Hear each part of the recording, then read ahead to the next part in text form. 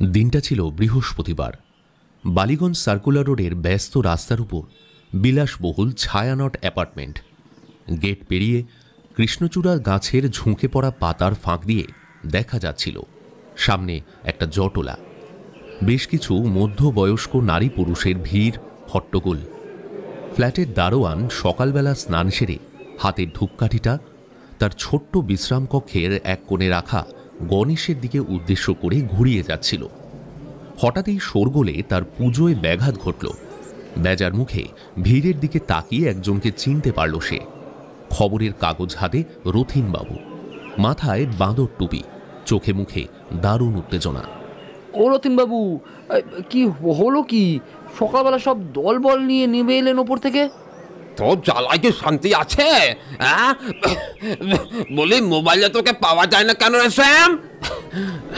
ও সকালবেলা একটু ওই পুজো আচ্ছা করি বাবু, মোবাইল অন আছে, ভলিউম একটু কমানো থাকে, এই যা। নইলে ঠাকুরের নাম জমাট হয় না। ওই আর জমাতে হবে না রে খ্যাপা। আমাদের নায়িকার খবর পেয়েছিস কিছু সকাল থেকে? পাশ থেকে চিৎকার করে উঠল প্রমীলা দিদিমণি, কনভেন্ট স্কুলের অঙ্কের ম্যাডাম। না, কেন? কিছু হয়েছে নাকি? সকাল থেকে দরজা খুলছে না তো। এই বিমলা কাজে এসে বেল তো বাজিয়েই যাচ্ছে, কি সব দেখেছে বলছে। এই বিমলা, বল না কি দেখেছিস? বলছে দিদি, বলছি। কাঁপা কাঁপা গলায় বলে উঠল বিমলা। সেই অ্যাপার্টমেন্টে নায়িকা দিদিমণি অর্থাৎ দেবাদ্রিতা চক্রবর্তীর বাড়িতে কাজ করে, ঠিকেছি। তার গলার স্বরে অদ্ভুত একটা ভীতি, চোখের দৃষ্টি ঘোলাটে। দেখে ভালো বুঝল না শ্যাম। সরু চোখে সে শুনতে লাগলো বিমলার কথা। আমি অনেকবার বেল বাজানোর পর মনে হলো দিদিমণি ঘরের মধ্যে ঘুমিয়ে পড়েনি তো। তারপর খেয়াল হলো আজ তো তাড়াতাড়ি আইতে বলেছিল আমায়। দুটো লুচি ভেজে দেবার কথা ছিল না?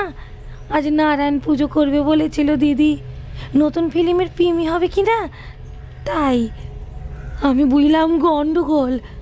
দরজার লকেট ফুটোয় চোখ দিয়ে যা দেখলাম, মাথার রগে তোড়া করে আগুন ছুটে গেল যেন। কি দেখলি?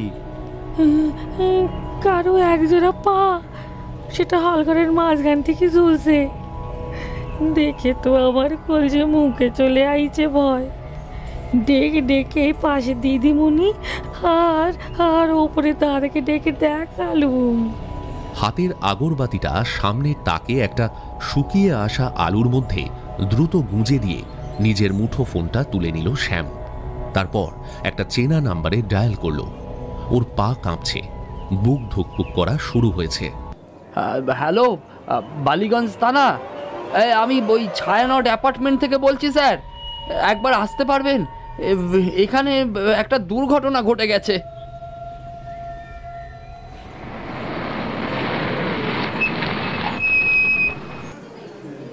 বালিগঞ্জ থানার অফিসার ইনচার্জ যখন নিজের টুপিটা খুলে বগল দাবা করে ফ্ল্যাটের নিচে এসে দাঁড়ালেন, তখন তাকে ঘিরে ধরেছে একগুচ্ছ সাংবাদিক। তাদের হাত দিয়ে সরিয়ে ক্রমশ বাইরের দিকে রাস্তা খুঁজতে লাগলেন তিনি, যেখানে পুলিশের জিপটা দাঁড়িয়েছিল। তার পেছন থেকে একজন সাংবাদিক ক্ষিপ্র গতিতে প্রায় লাফিয়ে পড়ে বুম মাইকটা গাদা বন্দুকের মতো তার সামনে ধরে তার গতি রুদ্ধ করার চেষ্টা করল। ছেলেটি বেশ লম্বা চওড়া, চেহারা ভালো এবং উত্তেজিতভাবে জিজ্ঞেস করল, স্যার স্যার স্যার একটু বলুন, বিখ্যাত ফিল্ম আর্টিস্ট দেবাদ্রিতা চক্রবর্তীর লাশ তার অ্যাপার্টমেন্ট থেকে উদ্ধার হয়েছে, খবরটা কি সত্যি? হ্যাঁ সত্যি, বললেন ওসি তন্ময় চ্যাটার্জি। তার কথা শেষ হওয়ার আগেই প্রায় গোটা 6 টিভি চ্যানেলের সংবাদদাতা হামলে পড়ল একসাথে মাইক নিয়ে। প্রায় একটা মাইকের সমুদ্রের মধ্যে যেন ঘিরে গেলেন তিনি। সাথে ক্যামেরার ফ্ল্যাশ, চোখ ঝলকানি আলো। সানগ্লাসটা পকেট থেকে বের করে চোখে পড়লেন তিনি। দেখে স্যার স্যার স্যার, ওনার দেহ নাকি নগ্ন হয়ে ঝুলছে সিলিং ফ্যান থেকে। প্রেসকে কেন উপরে যেতে দেওয়া হচ্ছে না? জিজ্ঞেস করলো একজন সাংবাদিক। ছেলেটার চোখে মোটা চশমা। না না, এইসব প্রশ্নের উত্তর এখনই দেওয়া সম্ভব নয়, অপেক্ষা করুন। আমরা তদন্তের জন্য এই ক্রাইম সিনটা সিল করেছি, তাই এখন কেউ এই ওপরে যেতে পারবেন না। Very sorry. স্যার স্যার উনি কি বিষ খেয়েছেন? মানে মৃত্যুর কারণটা কি? আচ্ছা, এটা কি খুন না আত্মহত্যা? কথার পিঠোপিঠি আর একজন প্রশ্ন ছুড়ে দিল, আর তখনই শব্দ করে একটা অ্যাম্বুলেন্স ঢুকলো ফ্ল্যাটের সামনে।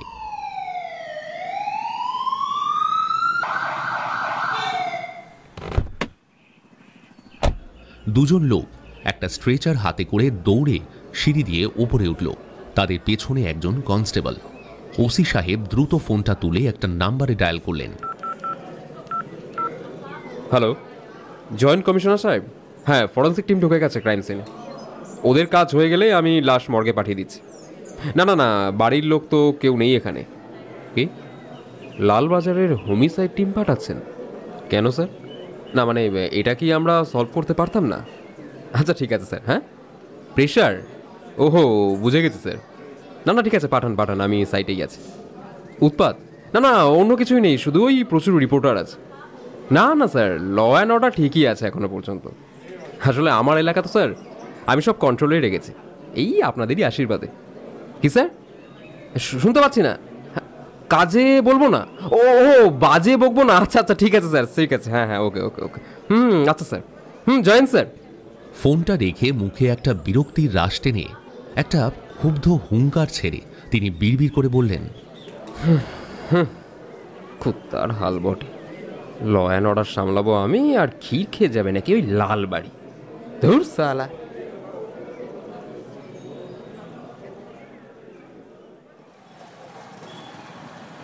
গোলপার্কের একটা পানের গুমটির সামনে জর্দা ক্ষয়ের পানের অর্ডার দিয়ে দাঁড়িয়ে অপেক্ষা করছিলেন রমনবাবু। পানওয়ালা সাদা চুন ঘষছিল পানের উপর, আর হাঁ করে গেলছিল তার কথা। রমনবাবু হাত নাড়িয়ে নাড়িয়ে বলতে লাগলেন, ওহ, সে কি সাংঘাতিক গান ফাইট দেখলাম রে গোপাল, পুরো যেন অ্যাকশন মুভি। ধাই ধাই দাম। বুঝলাম বুঝলাম কেন এই মূর্তিমান বিভীষিকা এডওয়ার্ডের সামনে পড়ে গেলে ওর চোখের দিকে তাকালেই সবার হাত পা ঠান্ডা হয়ে যায়। বাবা, খুব জবরদস্ত অফিসার, তাই না বাবু? বলিস কি রে, শুধু জবরদস্ত? লর্ড এডওয়ার্ড যে কি সেটা ভাষায় প্রকাশ করা যাবে না। তুই একটা কাজ কর, এসব নিয়ে মাথায় বেশি চাপ নিস না। পানটা হলো? এই নিন বাবু। পান যে হাতে নিয়েছে সে মুখে পুরবেই, কখন পুরবে সেটা বড় কথা নয়। वाह, क्या दर्शन का बात बोला बाबू। आप क्या कवि हो? লিটিল।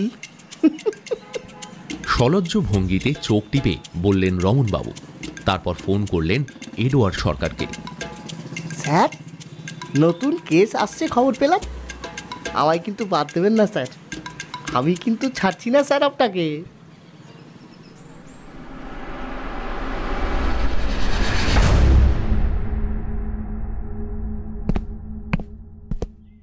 বৃষ্টি ক্রাইম সিনের ঘরগুলো ভালো করে দেখে নিয়ে লাশ তুলে নেওয়ার অর্ডার দিল।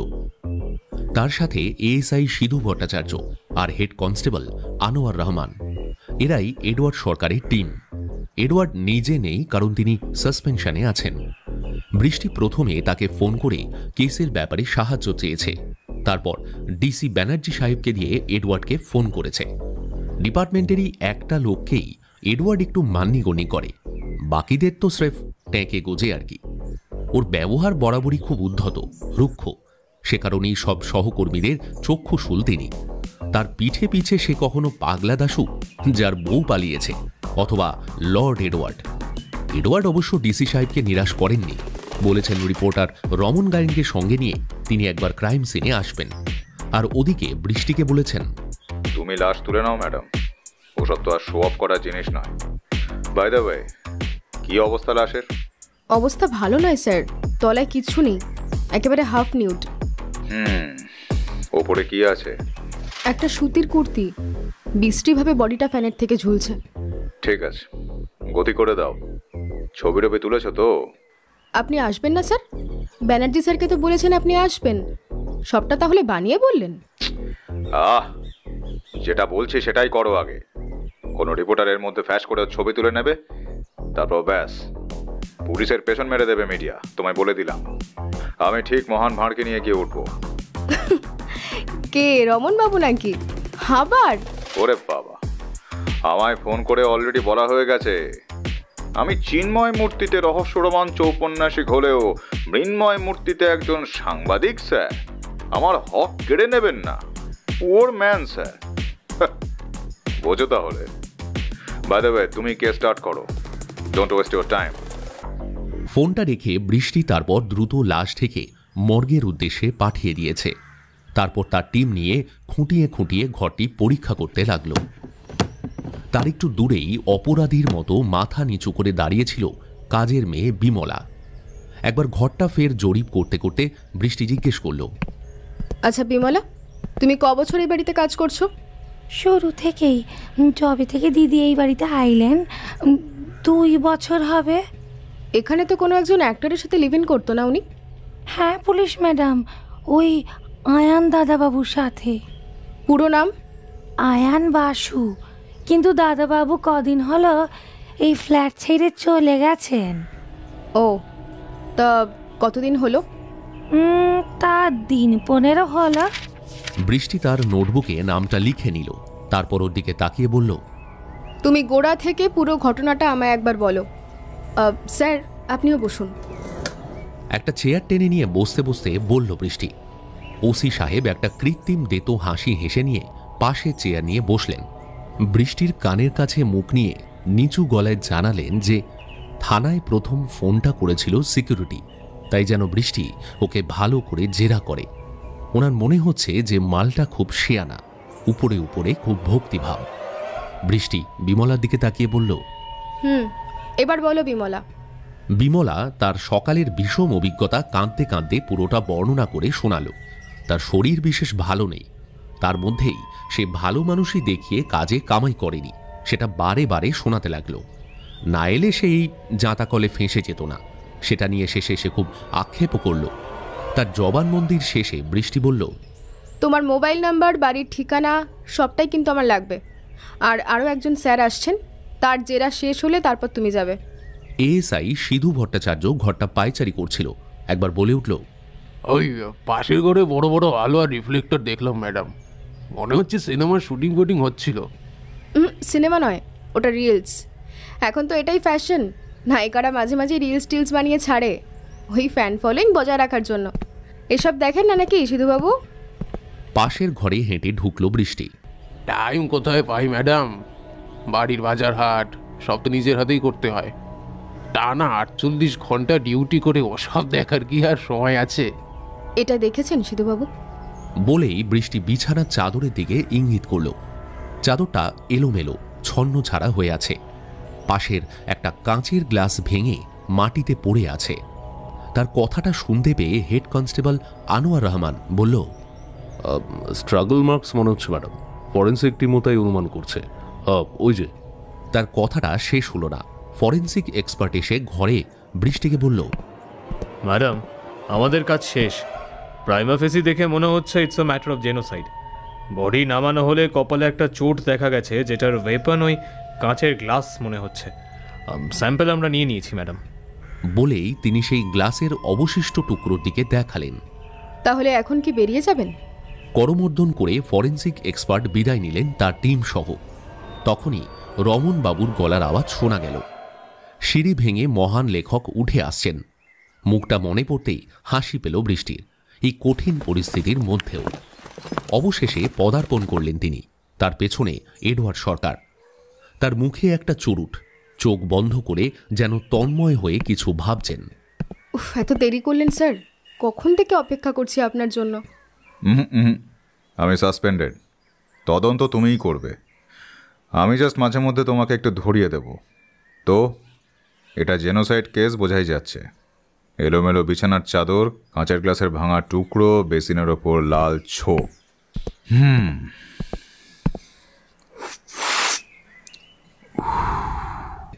চুরুটের ধোঁয়া ছেড়ে বললেন এডওয়ার্ড, ও বেসিনে লাল ছোপ দেখলেন?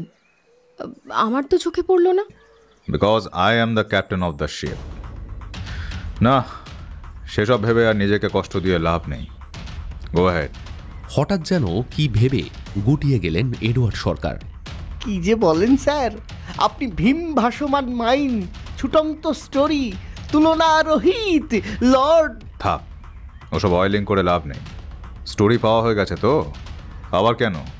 কেন নয় স্যার, আপনার আমার সম্পর্ক কি একদিনের? এ তো চিরকালের। রমনবাবু, এসব যেন আপনি আবার আপনার বইতে লিখতে যাবেন না। আমি কিন্তু স্ট্রেট পারসন, আপনার পাঠককুল আবার অন্যরকম ভেবে বসতে পারে। গোবিন্দ গোবিন্দ, কি যে বলেন স্যার। ম্যাডাম, স্যারের লেগ পুলিং বাদ দিন, আপনি কেসটা নিয়ে বলুন ম্যাডাম, আমি নোট করতে থাকি। এখন দুজনকে জেরা করতে হবে। দারোয়ান আর হিরোইন দেবাদ্রিতা চক্রবর্তীর লিভ ইন পার্টনার আয়ান বাসুকে। ওকে, 1 নম্বরকে ডাকো। 2 নম্বরই তো মনে হচ্ছে যথার্থই 2 নম্বরই। এই সিনেমার ফুলকুমারগুলোকে দেখলে কেন জানি না হেভি কেলাতে ইচ্ছে করে সালা। পুরো দেশের মানুষ যখন কোভিডে মরছিল, তখন এই শুয়োরে বাচ্চা ছুটি কাটাতে মরিশাস গেছিল। দারোয়ানকে ডেকে নিয়ে এলো আনোয়ার রহমান। তাকে সামনের একটা চেয়ারে বসিয়ে দিল। বৃষ্টি জেরা শেষ করল। বৃষ্টি তারপর ঘুরে এডওয়ার্ডের দিকে তাকাতেই সে জিজ্ঞেস করল, পুলিশে তুমি ফোন করেছিলে যখন বিমলা নিচে গিয়ে তোমায় খবরটা দেয় যে কারোর বডি ঝুলছে ঘরে, তাই তো? হ্যাঁ সাহেব। আচ্ছা, তুমি কি করে জানলে যে সে ভুল দেখেনি? উপরে এসে ভেরিফাই করেছিলে, নাকি তুমি আগে থেকেই জানতে যে ঘরে লাশ ঝুলছে? দারোয়ান শ্যামের মুখ যেন শুকিয়ে গেল। চোখ বড় বড় করে বলল, সাহেব, শুনে আমার নার্ভ ফেল করে গেছিল, হাত পা একেবারে কাঁপছিল। শুনেছি এইরকম কেসে পুলিশ কীরকম টর্চার করে সিকিউরিটিদের ওপরে, তাই কথাটা শুনেই আমি ভয়ে ফোন করি সাহেব। ওপরে আসার মতো অবস্থা ছিল না, আমার হাই সুগার সাহেব। চোরের মন পুলিশ পুলিশ বলে একটা কথা আছে, জানো তো চাঁদু? অপরাধে জড়িত না থাকলে তোমার ভয় কি? আসলে সাহেব, আমি খুব দুর্বল মনের মানুষ সাহেব, খুব দুর্বল। কাঁপতে কাঁপতে মাথা নিচু করে ফেলল লোকটা। আচ্ছা, এবার ম্যাডামের ব্যাপারে বলো তো, তুমি কি জানো? মানে কেমন লোক ছিল, কারোর সাথে ঝগড়াঝাটি ছিল কি না? দেবাদ্রিতা ম্যাডাম নিজের মতন থাকতেন, কারোর সাথে বিশেষ মিশতেন না। বিরাট বড় নায়িকা, এত বড় বড় সিনেমা করেছেন, মাঝে মধ্যেই তার ওই ফ্যানরা ঢুকে পড়তো এই আবাসনে। তাই আমার ওপর কড়াকড়ি ছিল স্যার, ম্যাডামকে ফোন করে পারমিশন না নিয়ে কাউকে উপরে উঠতে যেন না দিই। আমি আমার কাজটা কিন্তু খুব নিষ্ঠা ভরে করতাম, তাই ম্যাডাম আমায় একটু পছন্দ করতেন। কিন্তু এই ফ্ল্যাটের কারোর সাথে মিশতে পারতেন না। আমায় বলতেন সবাই তার সাফল্যের জন্য তাকে নাকি হিংসা করে। ম্যাডামের দোষের মধ্যে একটু হই হুল্লোড় করতে ভালোবাসতেন। এই যা, অনেক সময় মাঝরাত পর্যন্ত পার্টি হতো, সেই শব্দে আশেপাশের লোকজন বিরক্ত হতো। কিন্তু ম্যাডাম ওইসব কেয়ার করতেন না সাহেব। ওতে আরও লোকজনের সাথে সম্পর্ক খারাপ হতেই থাকে। তার মানে আবাসনের কেউ রাগের মাথায় খুনটা করে দিল, হতেই তো পারে, তাই তো? তা হতেই পারে ম্যাডাম। এই ফ্ল্যাটের লোকজন যেন একটু বিচিত্র ধরনের। কেন? ভালো মনের লোকও যেমন আছে, তেমনি আছে অত্যন্ত নিচু মনের লোকজনও। তারা সুযোগ পেলে ঘরের কাজের মেয়েকে লাথি মারে, আমায় ধাক্কা মারে লিফট বন্ধ হয়ে গেলে। কি আর বলবো বলুন তো? লিফটটাও তুমি চালাও, তাই তো মিস্টার শ্যাম? হ্যাঁ সাহেব। লিফট বন্ধ হয়ে গেলে তোমাকে নায়িকা ম্যাডাম কোনোদিন ধাক্কা মারেনি তো? এ বাবা, না না, জানের দিব্যি স্যার। তুমি কতটা সত্যি কথা বলছো সেটা কিন্তু আমি ঠিকই টের পেয়ে যাবো শ্যামচাঁদ। তাই শুরু থেকে খুব সাবধানে খেলবে, বুঝলে? একটু অসাবধান হলেই কিন্তু কট বিহাইন্ড। কট বৃষ্টি, বোল্ড এডওয়ার্ড সরকার, বুঝলে কিছু? আমি সব সত্যি বলছি স্যার, সব কথা সত্য আমার। কাল সন্ধ্যের পর ফ্ল্যাটে কারা কারা এসেছিল? ওই তো খাতায় আছে স্যার, খাতা আমার ঘরে আছে, নিয়ে আসবো? ওয়েট, এত তাড়াহুড়োর কি আছে? আমি খেলিয়ে খেলিয়ে মাছ ধরতেই পছন্দ করি। আচ্ছা, তোমায় একটা চান্স দিলাম, তুমি যাকে বলবে আমরা তাকেই আগে তুলব। বলো বলো, নিজেকে বাঁচানোর এই সুযোগ তুমি পাবে না আর। স্যার, ওই আয়ান যে ওকে ছেড়ে চলে যায়, একটা দুশ্চরিত্র লম্পট। কেন? নায়িকা ম্যাডামের চরিত্রকে একেবারে ধোয়া তুলসী পাতা ছিল নাকি? এই বৃষ্টি, কটা যেন বিয়ে ছিল নায়িকার? দুটো বিয়ে স্যার, আর 3 নম্বরে আয়ান বাসুর সাথে লিভ ইন করছিল। সিনে গসিপের হট টপিক এই দেবাদ্রিতা চক্রবর্তী। ইনস্টাগ্রাম আর ফেসবুক রিলস যেন সর্বস্ব জীবন। রোজ পার্টি আর মদ খেয়ে হুল্লোড়বাজি, সেখানেও নিত্য নতুন গসিপ। বিতর্ক যেন এই নায়িকার পিছুই ছাড়তো না। তাহলে আয়ানের ব্যাপারে কি যেন বলছিলে, সে ছেড়ে চলে গেল কেন? সেটা উনি বলতে পারবেন, আমি জানি না সাহেব। ঠিক আছে, তুমি নিচে যাও, আমরা আসছি একটু পরে। শ্যাম দারোয়ান সিঁড়ি দিয়ে নিচে নেমে যেতেই এডওয়ার্ড বলল, ওকে লিসেন, আশেপাশের লোকজনদের স্টেটমেন্ট নাও, তারপরে এই আয়ানটাকে ধরো। দেখো পোস্টমর্টম আর ফরেন্সিক রিপোর্ট হাতে পেলে খবর দিও। বাই দ্য ওয়ে, রমনবাবু, আপনার নোট নেওয়া শেষ হলো? হলো স্যার, কিন্তু আই হ্যাভ এ কোশ্চেন। করতে পারি? বিলক্ষণ, বলুন। পুলিশ এসে দরজা ভেঙে ঘরে ঢুকলো, দরজা লক করা ভেতর থেকে, আততায়ী কিভাবে পালালো? হ্যাঁ, এই দরজাগুলো বোথ সাইড লক করা যায়। ভেতর থেকে লক করে কেউ বাইরে থেকে দরজা টেনে বেরিয়ে গেছে, ব্যাস বন্ধ হয়ে গেছে দরজা। দরজায় সেফটি ল্যাচ এবং চেন আছে। এতে আরও একটা ব্যাপার প্রমাণিত হয়, খুনি নায়িকার পরিচিত, এমনকি সে নিজেই তাকে ঘরে ঢুকতে দিয়েছিল। রাইট স্যার, একদম রাইট। সে পয়েন্টটা খাতায় লিখতে লিখতে বললেন রমনবাবু।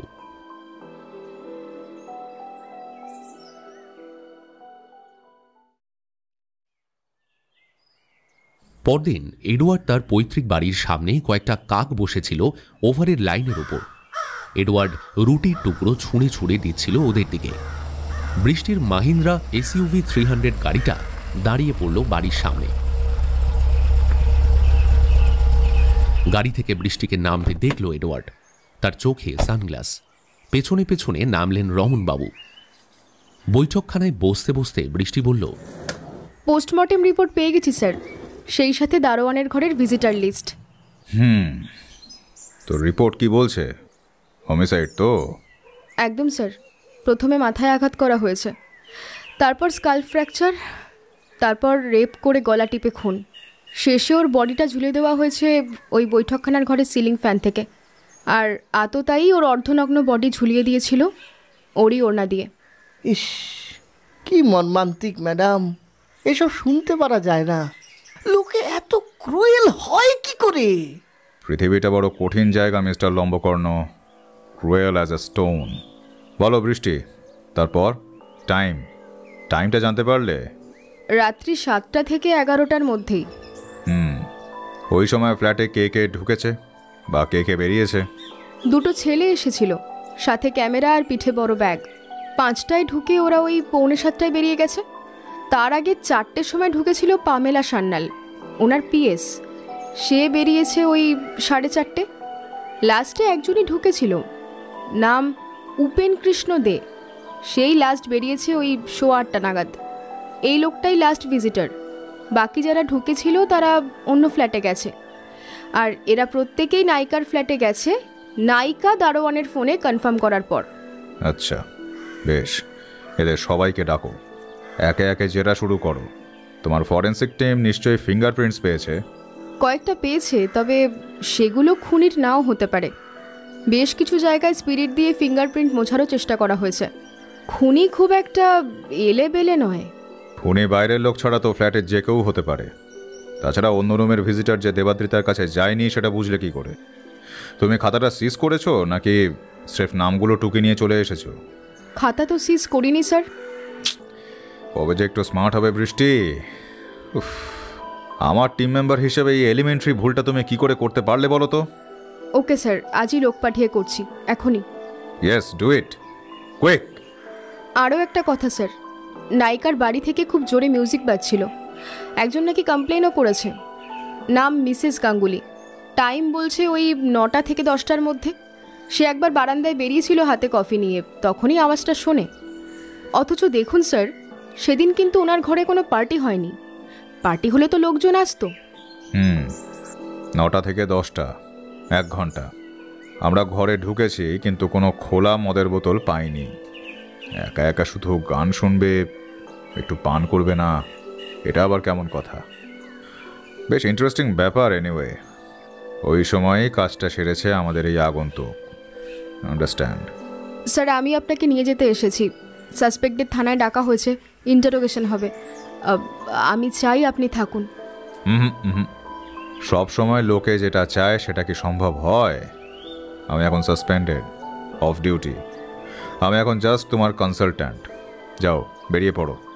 আটকে গেলে ফোন করো। এডওয়ার্ডের সামনে গলা উঁচু করে কথা না বললে এডওয়ার্ড সবই মেনে নেয়। By the way, foreign body fluid sample কিছু পাওয়া যায়নি ভিকটিমের বডিতে? না স্যার, আততায়ী খুব হিসেব করেই কাজটা করেছে। সম্ভবত কোনো গর্ভনিরোধক ব্যবহার করা হয়েছে, তাই ডিএনএ স্যাম্পলটাও পাওয়া যাচ্ছে না। সে প্রস্তুত হয়েই এসেছিল, বোঝাই যাচ্ছে। বৃষ্টিকে এডওয়ার্ড অবশেষে ফিরিয়েই দিলেন। ভীষণ জেদি, একরোখাই লোকটা। তবে তার মন রেখে চললে একটা পাহাড় প্রমাণ ব্যক্তিত্বের ভেতর যে একজন স্নেহশীল লোক ঘাপটি মেরে বসে আছে, এটা বৃষ্টির সবসময় মনে হয়। রমনবাবু অবশ্য সারা রাস্তায় উৎসাহের কোনো খামতি দেখাননি। কিছুক্ষণ পরপরই বেশ চোখা চোখা যুক্তি দিয়ে যাচ্ছেন। বললেন, মাইক চালানোটা একটা ফন্দি ম্যাডাম। ওই সময় দেবাদ্রিতার উপর চরম পাশবিক অত্যাচার করে, যাতে চিৎকার ঢাকা পড়ে যায়, তারপর গলা টিপে মেরে দেয়। জানেন, এডওয়ার্ড স্যার আগের দিন পাঁচিলের চারপাশ পরীক্ষা করছিলেন। তাই নাকি? আমায় তো কিছু বলেননি। মনে হয় উনি চাইছেন আপনি নিজের কৃতিত্বে কেসটা সলভ করবেন, কিন্তু স্যার খুব কম্প্যাক্ট, চাপা চাপা। আমি দেখেছি। ওটা কম্প্যাক্ট না, ইন্ট্রোভার্ট। আপনার ইংরেজিটা না সত্যি। সেটা বড় কথা নয় ম্যাডাম, ভাবটাই আসল। All is in love, nothing left in আরি। তাই বন্ধু হচ্ছি তাড়াতাড়ি।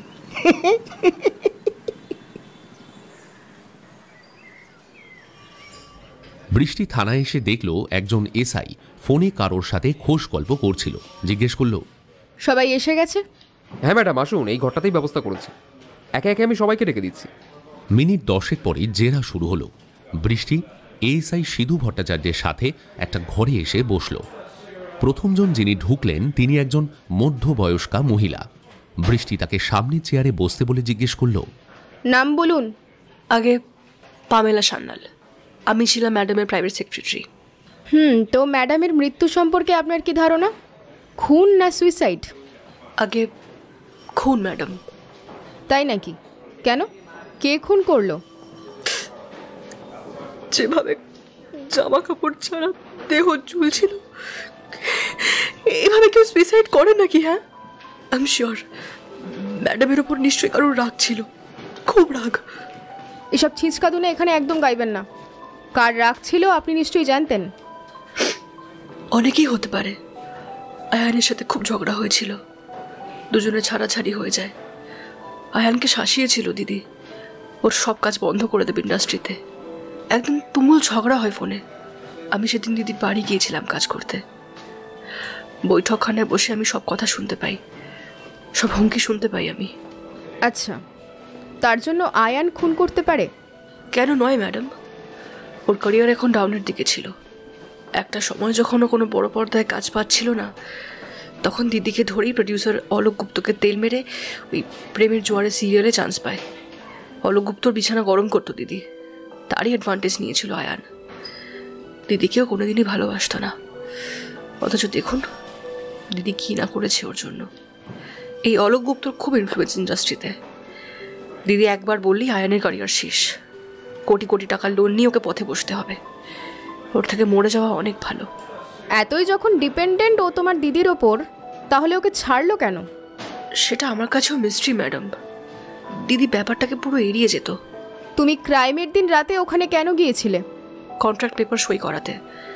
আমি সেই পেপারটা সঙ্গে নিয়ে এসেছি, আপনি চাইলে ডেট মিলিয়ে দেখতে পারেন। আর আমার হাজিরার সময়ের সাক্ষী গেটকিপার দেবে।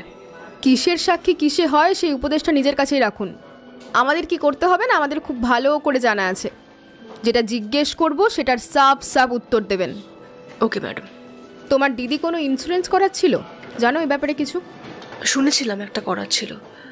ওর এক বইমাত্র ভাই থাকে কানপুরে, তার নামে। বলছিল আমার তো কিছুই বিমা করা নেই, একটা করাবো ভাবছি। একজন এজেন্টের নাম চাইছিল আমার কাছে, পরে শুনলাম যে দিদি একজনকে পেয়ে গেছে। ঠিক আছে, তুমি যাও। পামেলা বেরিয়ে যাওয়ার পর মধ্যবয়স্ক বেটে খাটো চেহারা নিরীহ দর্শন একজন লোক কাঁধে ব্যাগ নিয়ে ঘরে ঢুকল। লোকটার মুখ চোখ নির্লিপ্ত। সে যে জেরার সম্মুখীন হতে চলেছে সেটা নিয়ে তার মধ্যে যেন কোনো ভীতি নেই। ব্যাপারটা বেশ অবাক করল বৃষ্টিকে। নাম বলুন, কি করা হয়? উপেন কৃষ্ণতে, বিমার দালালি করি। আমার এক বন্ধু আছে প্রাইভেট ডিটেকটিভ, আমি মাঝে মধ্যে তার সাথে ঘোরাঘুরি করি, সময় কেটে যায়। ব্যাচেলার মানুষ তো। হ্যাঁ, প্রাইভেট ডিটেকটিভ, তার মানে তো অপরাধের ঘাটঘোট ভালোই জানা আছে, তাই তো? একেবারে অপরিচিত বললে যে ভুল বলা হবে ম্যাডাম। বাবা, বাক্যপটু বাঞ্ছারাম। তো প্রখ্যাত চিত্রতারকা দেবাদ্রিতা চক্রবর্তী খুনের আগে আপনি কিন্তু লাস্ট ভিজিটার, জানেন তো?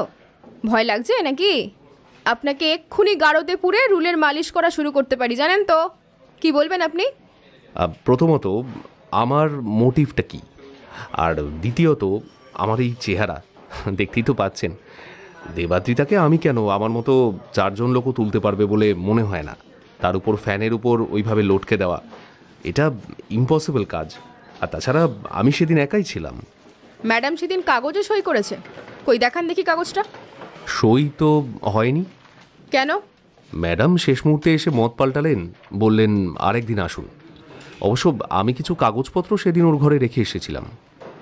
বৃষ্টির মনে পড়ল বৈঠকখানার সেন্টার টেবিলে বেশ কিছু ইনফরমেশন ব্রশিও রাখা ছিল। সেটা তুলে দেখছিলেন এডওয়ার্ড সরকার। ঠিক আছে, যান, আবার ডাকবো, আর এভাবেই সব কাজ ফেলে চলে আসবেন। লোকটা মাথা নিচু করে চলে গেল সেই একই রকম নির্লিপ্ত ভঙ্গিতে। এতটা নিস্পৃহ কি করে থাকতে পারে লোকটা, ভাবল বৃষ্টি। কিছু কিছু লোক অবশ্য থাকে, তাদের কৃশ চেহারা দেখে ভেতরে যে পাশবিক শক্তি ধারণ করেছে সেটা বোঝা একদমই সম্ভব নয়। এই লোকটা সেই রকম নয় তো। ব্যাচেলার লোক অবদমিত কামের তাড়নায় হয়তো কাজটা করে ফেলেছে, তারপর দেহ ঝুলিয়ে অপটু হাতে একটা সুইসাইডের চেহারা দেওয়ার চেষ্টা করেছে। ব্যাপারটা কি খুবই অসম্ভব? এডওয়ার্ড স্যার অবশ্য বলেন, ডোন্ট জাজ আ বুক বাই ইটস কভার। লোকটাকে আগেই সন্দেহের বাইরে রাখা যাবে না। এ ঠিক কী ধরনের কাজ করে সেটা খোঁজ নিতে হবে।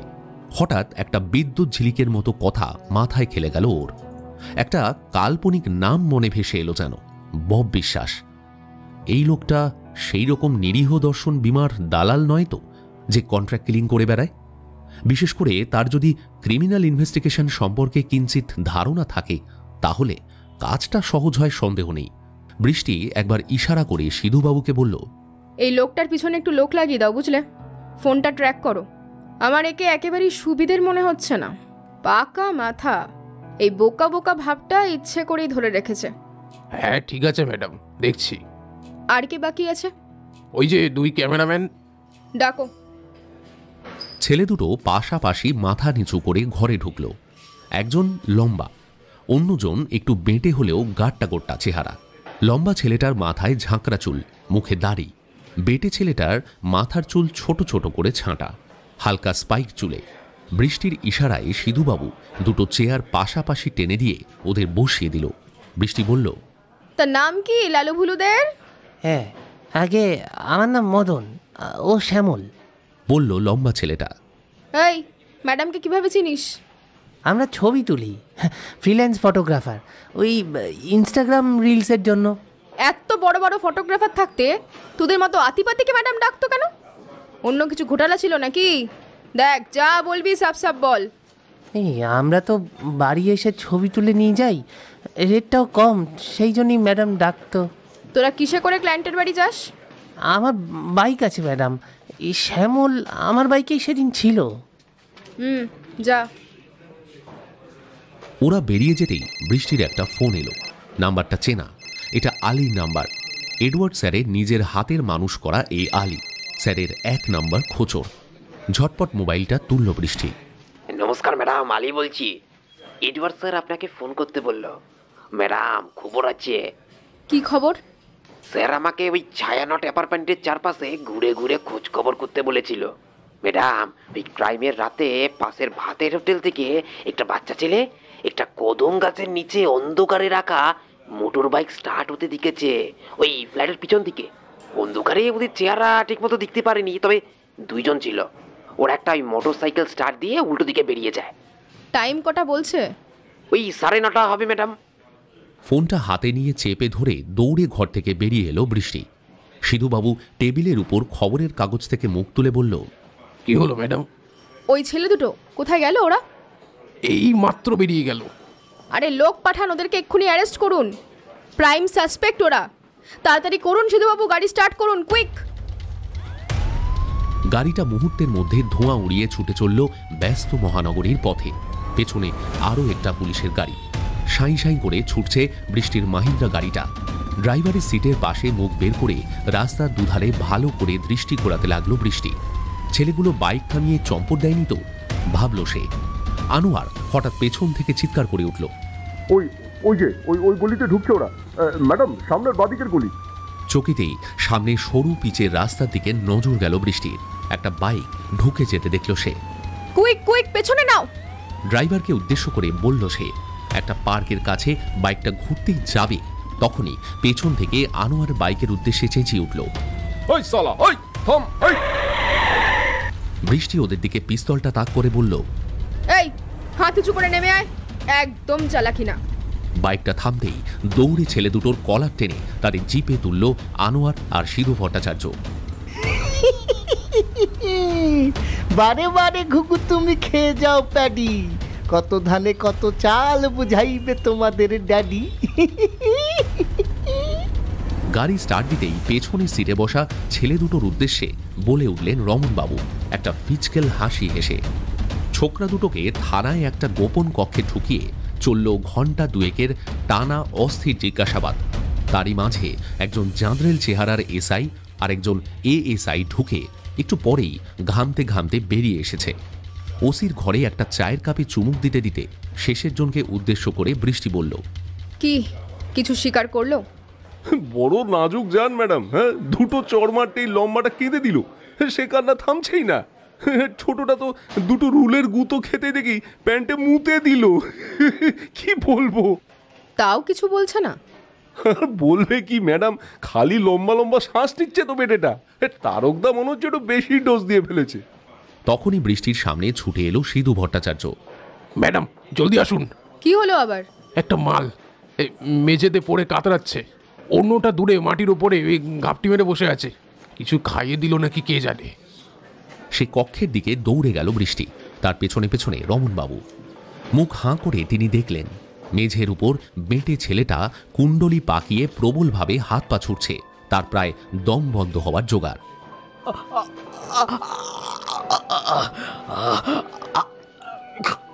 কি ব্যাপার ম্যাডাম, পয়জনিং নাকি? সেলের একটা গারদ ধরে ঝুঁকে বললেন রমনবাবু। আনোয়ার, চটি জোগাড় করো, এটা নাকে চটি ধরো। এপিলেপসি ম্যাডাম, চটি দেখো, আর একটু জল, চটি দেখো, চটি দেখো। সিধু ভট্টাচার্য সেলের দরজা খুলে ঘরে ঢুকে গেল ঝড়ের গতিতে। অবশেষে চটি পাওয়া গেল। বেঁটে শ্যামলের নাকের সামনে সেই চটি ধরতেই আস্তে আস্তে ক্রমশ নিস্তেজ হয়ে আসতে লাগলো সে। তারপর দ্রুত শান্ত হয়ে এলো এবং উন্মাদের মতো শ্বাস প্রশ্বাস ফেলতে লাগলো। এডওয়ার্ড ঘটনাটা শুনে একটু বিরক্ত গলায় বললেন, আগে গায়ে হাত তুললো কেন? তোমাদের ভাগ্য ভালো, ছেলেটার কিছু হয়ে যায়নি। হোটেলের একটা বাচ্চা ছেলে বাইকে করে ওই কমপ্লেক্সের পেছনে দুজনকে বেরিয়ে যেতে দেখেছে। তো এদের বাইকটা সিজ করেছো তো? হ্যাঁ স্যার, বাইকটা লোকাল থানার কাস্টডিতেই আছে। ছেলেটাকে তুলে নিয়ে এসো, দেখো যদি বাইক বা ওর শব্দ শনাক্ত করতে পারে কিনা। একটা কিছু প্রমাণ পেলে তারপর এগোবে। দেখো ওই ফ্ল্যাটের থেকে যে কেউ বেরোতে পারে, ইভেন কন্ট্রাক্ট কিলার্স। এরা কি বলছে? লম্বা ছেলেটা মানে মদন বলছে এখান থেকে বেরিয়ে বেঁটে শ্যামলকে একটা ভাতের হোটেলে নামিয়ে দিয়ে চলে যায়। তারপর শ্যামল ওখান থেকে ভাত খেয়ে পাড়ার বন্ধুদের সাথে ঠেক মেরে ওর বাড়ি ঢোকে ওই 10:30টায়। মদন যায় ওর গার্লফ্রেন্ডের কাছে, সে আবার ফুড ব্লগার। তাকে বাইকে তুলে 3টে সাইটে শুটিং সেরে সেও ওই 11:15টায় বাড়িতে ঢোকে। ঠিক আছে, অ্যালিবাই চেক করাও। আর বৃষ্টি, মেথডে বিশ্বাস রাখো। বড্ড বেশি হড়বড় করো তুমি। এডওয়ার্ড সরকার ফোনটা কেটে দিলেন। আজ সারাদিন তার বাড়িতেই কেটে যাবে। এখন এই ছুটির দিনগুলোয় বাইরে বেরোতে আর ইচ্ছে করে না তার। দোতলার বারান্দায় আর ছাদের ফুলগাছে মন দিয়েছেন তিনি। যদিও তার মতো উগ্র স্বভাবের লোকের সাথে ফুলের সম্পর্ক একেবারেই বেমানান, তবে সময়টা কাটে তার। মানুষের উপর তার ঘেন্না ধরে গেছে। তিনি নির্বান্ধব। বিকেলের দিকে বেরিয়ে একবার দাড়িটা একটু ট্রিম করে নেওয়ার ইচ্ছে আছে তার। বিকেলের একটু আগেই ফের বৃষ্টির ফোন এলো। সকালের উত্তেজনা ভাবটা কমে গেছে। খানিকটা দমে যাওয়া গলায় সে বলল, হোটেলের ছেলেটাকে বাইকের শব্দ শুনিয়েছি স্যার। ও বলছে এই শব্দ নয়, এদের কাছে তো এনফিল্ড বাইক ছিল, কিন্তু ও যেরকম শব্দ বলছে মনে হচ্ছে আততায়ী স্কুটি নিয়ে এসেছিল। আচ্ছা বেশ, ওকে স্কুটির আওয়াজ শুনিয়েছ? হ্যাঁ স্যার, রমনবাবুরও তো স্কুটি আছে, বললো অনেকটা ওই রকমই নাকি আওয়াজ। তারপর বলছে লোকগুলো নাকি একই রকম লম্বা ছিল, মানে একেবারে মাথায় মাথায়। ও যদিও ওদের ছায়া দেখেছে, তবে এই মদন আর শ্যামলের হাইটের তো অনেকটাই ফারাক। আমি এই রকমই কিছু অনুমান করছিলাম। এদের আলিবাই পেলে? পেয়েছি স্যার। মদনের গার্লফ্রেন্ডের ভিডিওগুলো দেখলাম। মোটামুটি স্যার ওই 9টা থেকে স্টার্ট হয়েছে। ওদিকে শ্যামল আবার খাবার দোকান থেকে ওর এক বন্ধু চিমার সাথে বেরোয়, তার সাথে সে ঠেক মেরে তারপর বাড়ি ঢোকে। সে সাক্ষীও দিয়েছে। এদের ছেড়ে দিয়েছি স্যার। এবার বাকি রইল আয়ান আর ওই বিমার দালাল উপেন দে। যদিও এদের পেছনে একটা লোক লাগিয়েছি, সে একটা অদ্ভুত খবর দিল স্যার, ভারী ইন্টারেস্টিং। কিরকম? এই উপেন নাকি আয়ানের সঙ্গে দেখাও করেছিল। ওদিকে দেবাদ্রিতারও ফোন মিসিং। লাস্ট কল আয়ানকেই করেছিল, মানে কল রেকর্ড টাইমটা বলছে 9:45। ফোনটা স্যার একবারই করেছিল। আয়ান কল তোলেওনি, আর তারপর ফোনটা বন্ধ করা হয় ওই 9:15। ওর ঘরটা আমি একবার দেখতে চাইছি বৃষ্টি, তুমি অ্যারেঞ্জ করো। ওকে স্যার, এখনই আসবেন? না, আজ একটু সেলুনে যাব, কাল সকালে প্রোগ্রাম করো। আচ্ছা, দেবাদ্রিতার আগের দুজন হাজব্যান্ড আছে তাই না? তাদের সঙ্গে কথা বলেছো তুমি? সেকেন্ড হাজব্যান্ড মিস্টার কাপুরের সাথে কথা বলেছি। লোকটার ব্যবহার নর্মাল স্যার, তবে একটা খিঁচ আছে। ওর সঙ্গে দেবাদ্রিতার মামলা চলছিল ওই খোরপোশ নিয়ে। ওদের ডিভোর্সও এখনো পুরোপুরি হয়নি। দেবাদ্রিতা নাকি 5 লাখ করে মাসিক খোরপোশ চেয়েছে। কাপুর মশাই বলছেন তার একটা ছোট্ট বিজনেস আছে, অত টাকা দেওয়ার সামর্থ্য তার নেই। তাই ওদের মধ্যে কথা বলা বন্ধ, ওই কোর্টেই দেখা হতো। প্রথম হাজব্যান্ড নাম অভিষেক চ্যাটার্জি। ওর সাথে অবশ্য দেবাদ্রিতার নিয়মিত কথাবার্তা হতো, নর্মাল কেস। ওকে, ঠিক আছে, দুজনের সঙ্গেই কথা বলতে হবে। এক ওই আয়ান অ্যান্ড দেন কাপুর। তার আগে নায়িকার ফ্ল্যাটে আরেকবার ঢু মারতে হবে। স্যার, আর একটা কথা বলতে ভুলে গেছিলাম। পোস্টমর্টেম রিপোর্টে একটা ভাইটাল ইনফরমেশন পাওয়া গেছে। দেবাদ্রিতা 3 মাসের প্রেগনেন্ট ছিল। ও মাই মাই মাই, তাই নাকি? স্ট্রেঞ্জ। কেসটা বেশ জট পাকাচ্ছে বৃষ্টি, বেশ জট। নাইস। কঠিন বাদাম ভাঙতেই তো আনন্দ, তাই না? এডওয়ার্ডের বাড়ি থেকে মিনিট 5 হাঁটলেই পড়ে একটা সেলুন। নিম্ন মধ্যবিত্ত লোকজনই বেশি আসে।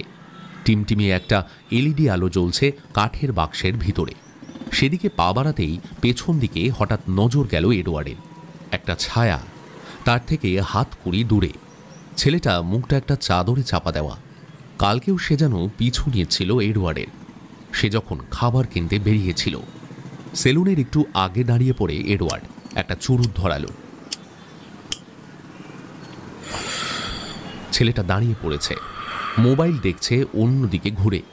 পাত্তা দিল না এডওয়ার্ড। বড় বড় পা ফেলে উঠে বসলো সেলুনের একটা চেয়ারে। সেলুনের বছর 16 বাচ্চা ছেলেটা আজ রয়েছে। সে এডওয়ার্ডের দিকে ঝুঁকে একটা স্যালুট ঠুকে বলল, হ্যাঁ স্যার বলুন, চুল না দাড়ি? দাড়ি রে হতভাগা, 2 ইঞ্চি কামিয়ে দিবি, গালের কাজটা একটু পরিষ্কার করে দিবি, ব্যাস। বেশি কায়দা করবি না, আমার কিন্তু মটকা গরম হয়ে যায়। গান শুনবেন? তোর গান মানে তো ওই ভোজপুরি হিলেলা হিলেলা, ইউপি বিহার হিলেলা। হ্যাঁ, আর তো কিছু বুঝিস না। দে হতভাগা, তাই দে। ছেলেটা আস্তে আস্তে সাবানের ফেনা মাখিয়ে এবার এডওয়ার্ডের গলায় আর গালে মাখিয়ে দিতে লাগলো। আর তখনই একটা ছেলে পাশ থেকে উঠে এলো। এই ছেলেটার কানে কানে কি একটা বলল। ছেলেটা এডওয়ার্ডকে বলল যে ওর বাবা নাকি ওকে ডাকছে, তাই নতুন ছেলেটি ওর কাজটা করে দেবে। এডওয়ার্ডের ঘুম পেয়ে গেছিল। একটা চোখ খুলে নিয়ে নতুন ছেলেটাকে দেখে বুঝল এই দোকানের নতুন আমদানি। মাঝে মাঝে এদের দেশ থেকে ফ্রিল্যান্স নাপিত হঠাৎ হঠাৎ উদয় হয়, আবার ভ্যানিশও হয়ে যায়। আগেও দেখেছে এডওয়ার্ড। সে চোখ বন্ধ করল। মিনিট 5 পর হঠাৎ একটু থমকে গেল এডওয়ার্ড। ছেলেটা খুঁটটা ঘষতে ঘষতে গলার কাছে চলে এসেছে। খুঁড়ের টানটা কেমন যেন লম্বা লম্বা হচ্ছে। মুহূর্তেই চোখ খুলল আর দেখলো ছেলেটা অকস্মাৎ জোরে একবার খুঁট টেনে দিল। তার কণ্ঠনালী লক্ষ্য করে সহসা সামনে ঝুঁকে গেল এডওয়ার্ড। খুঁটটা লক্ষ্যভ্রষ্ট হলো, কিন্তু ঝট করে ব্লেডে কেটে গেল ঘাড়ের খানিকটা। আচমকা এডওয়ার্ডকে ঠেলে দিল ছেলেটা আর একটা লাফ দিয়ে পড়ল বড় রাস্তার উপর। এডওয়ার্ড সামলে নিয়ে চেয়ার ছেড়ে উঠে পড়তেই ছেলেটা অনেকটা দৌড়ে এগিয়ে গেছে। এডওয়ার্ড খুঁটটা তুলে নিল মাটি থেকে, ছেলেটার উদ্দেশ্যে দিল পাল্টা একটা লাফ। ছাতুর ছোঁচো, দাঁড়া বলছি, দাঁড়া শালা! হুঙ্কার দিয়ে ছুটল এডওয়ার্ড। ছেলেটা দৌড়ে দ্রুত এগিয়ে যাচ্ছে, পেছন পেছন ছুটছে এডওয়ার্ড। দুজনের পদশব্দে মুখর হয়ে উঠেছে গলিপথ। ছেলেটা দৌড়ে গিয়ে বড় রাস্তায় উঠল। প্রবল গাড়ির ভিড়। ছেলেটা দাঁড়িয়ে পড়া গাড়ির মধ্যে দিয়ে দৌড়তে লাগলো, কখনো টপকে যেতে লাগলো গাড়ির বুনে। দৌড়ে বড় রাস্তার কাছে এডওয়ার্ড পৌঁছল। দেখলো একজন কনস্টেবল যাচ্ছে কাঁধে রাইফেল নিয়ে। তাকে দেখেই স্যালুট করলো কনস্টেবল। এডওয়ার্ড আঙুল দেখিয়ে বলল, শুট। কাকে স্যার? বলেই হাত বাড়িয়ে ছিনিয়ে নিল সেই রাইফেল। তারপর ছুটতে লাগলো প্রবল গতিতে। ছেলেটা চৌমাথা পেরিয়ে রাস্তা পেরোনোর চেষ্টা করছে। একটা বাস এগিয়ে আসছে তার সামনের দিক থেকে। ছেলেটা পিছন ঘুরে এডওয়ার্ডের দিকে তাকিয়ে ছুটছে, যেন সজোরে ধাক্কা খাবে সেই বাসের সাথে। হল্ট! চিৎকার করে বলল এডওয়ার্ড, রাইফেলটা ছেলেটার দিকে তাক করে। ছেলেটা বাসটার সামনাসামনি চলে এলো। ড্রাইভার অকস্মাৎ স্টিয়ারিং ঘুরিয়ে রক্ষা করলো তাকে, আর সাথে সাথেই দুটো ঘটনা ঘটলো একসাথে। একটা চলমান বাইক ঘুরে এসে ধাক্কা মারল এডওয়ার্ডের সামনে থেকে। তার এডওয়ার্ডের হাতের রাইফেল গর্জে উঠল। গুলিটা লক্ষ্যভ্রষ্ট হয়েছে সেই বাইকের ধাক্কার কারণে। বাইক আরোহী বাইক সাইড করে নেমে আসতে লাগলো।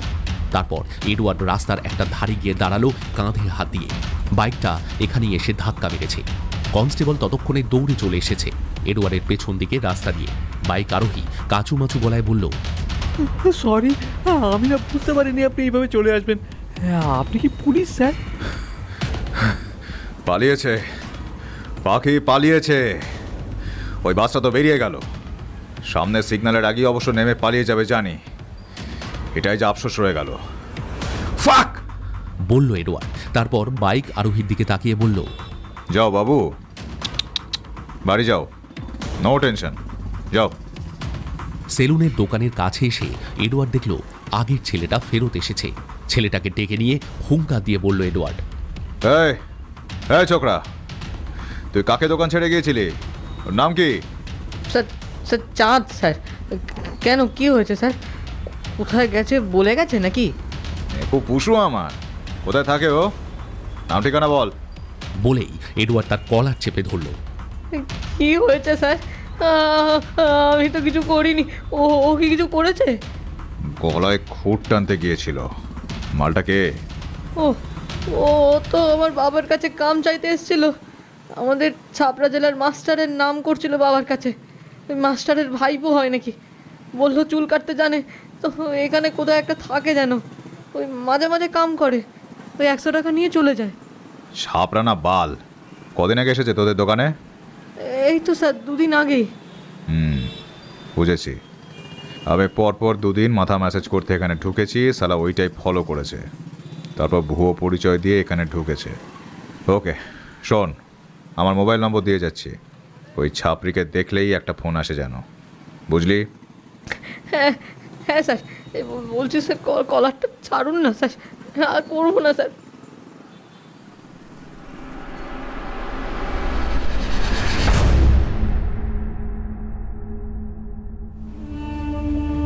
কেমন আছো বন্ধুরা? নিশিডাক গল্পের আড্ডায় চলছে এডওয়ার্ড সরকার। তাই ভাবলাম ছোট্ট করে একটা বিরতি নিয়ে জেনে নিই তোমরা কে কোন জায়গা থেকে গল্পটা শুনছো। সেটা একটু ঝটপট কমেন্ট করে জানাও দেখি। আর গল্পটা এনজয় করতে করতে একটু লাইক করে দাও প্লিজ। তাহলে এই গল্পটা পৌঁছে যাবে আরও অনেক বেশি মানুষের কাছে।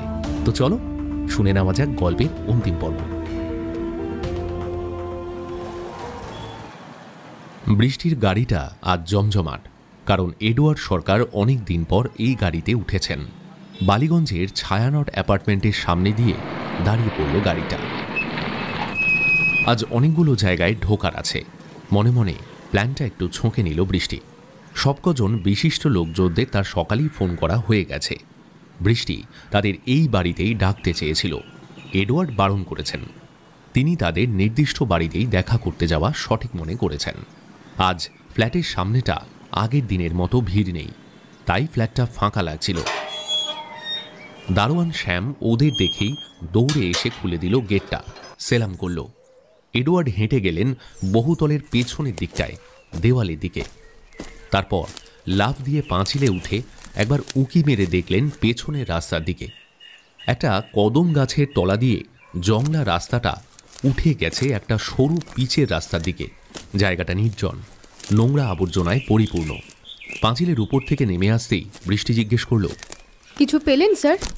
পাঁচিল ডিঙানো খুব সহজ। আগের দিন কিছু পায়ের ছাপ পেয়েছিলাম, দুজন ছিল, তারা পাঁচিল টপকে ওপাশে গেছে। সুতরাং এদের নাম তুমি দারোয়ানের খাতায় পাবে না, সেটাই স্বাভাবিক, বুঝলে? ভাড়াটে খুনি বলছেন, কিন্তু দেবাদ্রিতা অচেনা লোক দেখে দরজা কেন খুলে দিল এটাই ভাবাচ্ছে।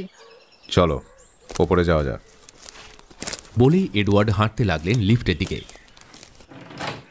দেবাদ্রিতার ঘরের তালা খুলে ঢুকে ফের একবার চারিদিক দেখা শুরু করলো ওরা, কোথাও যদি কিছু ক্লু পাওয়া যায়।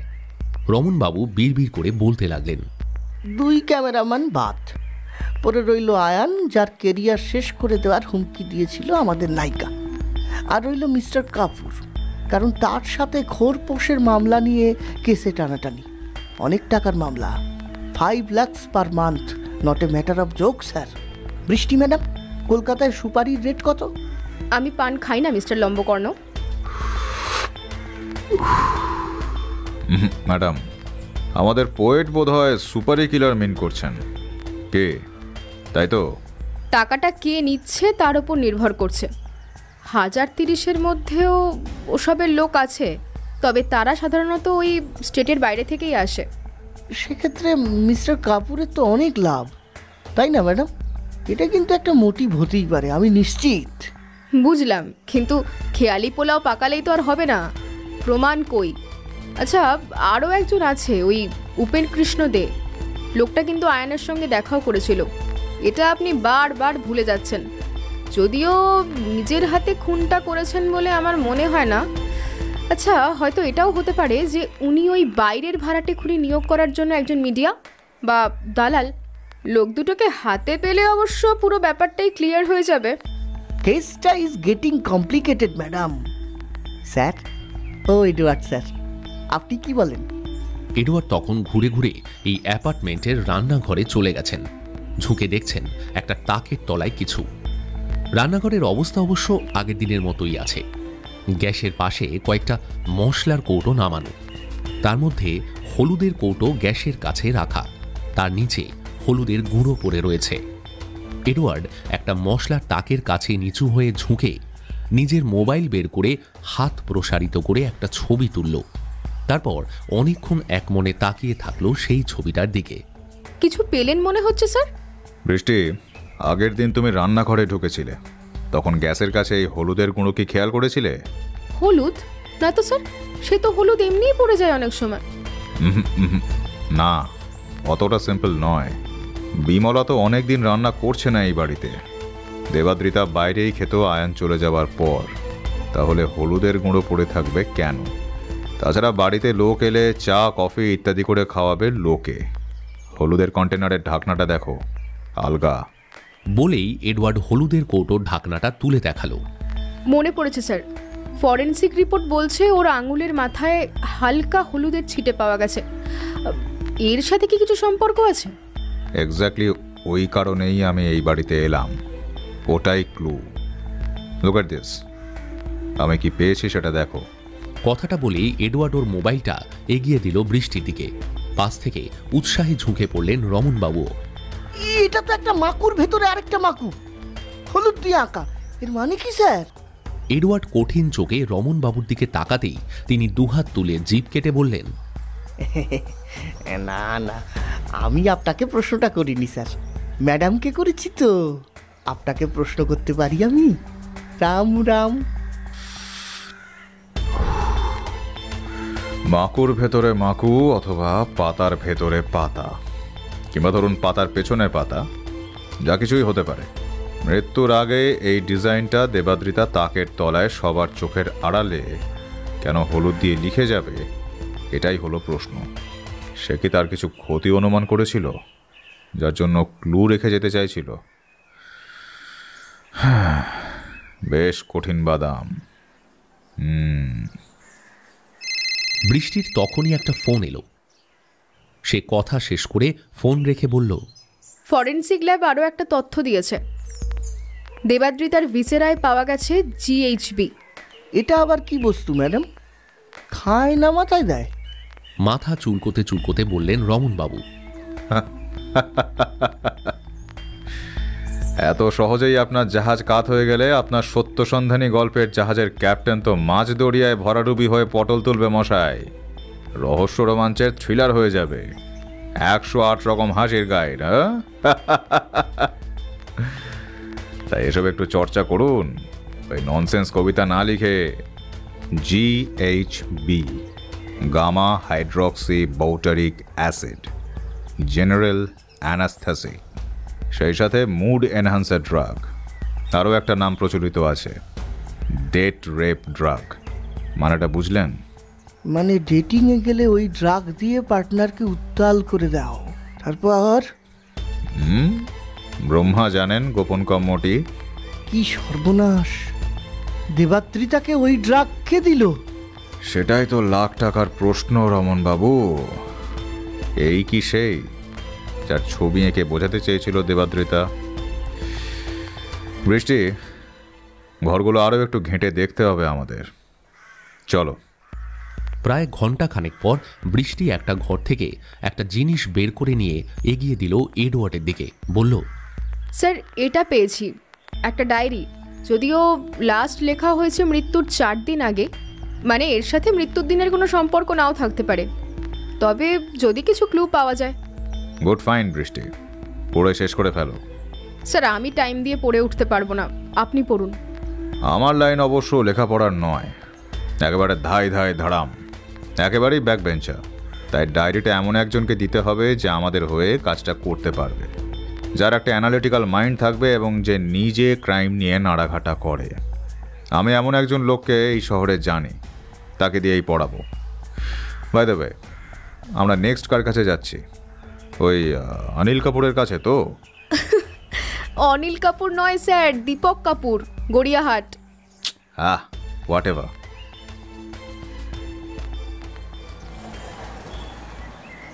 দীপক কাপুরের বাস গড়িয়াহাটের কাছে নিজস্ব বাড়িতে।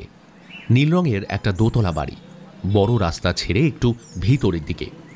আস্তে আস্তে গাড়িতে বৃষ্টি এডওয়ার্ড সরকারকে অবশ্য একবার জিজ্ঞেস করল, স্যার আপনার ওপর নাকি আবার হামলা হয়েছিল? আমায় সিধুবাবু এইমাত্র ফোন করে বলল। কই আপনি তো কিছু বললেন না? না, ও কিছু না, ওসব মামুলি ম্যাটার। মামুলি কি স্যার?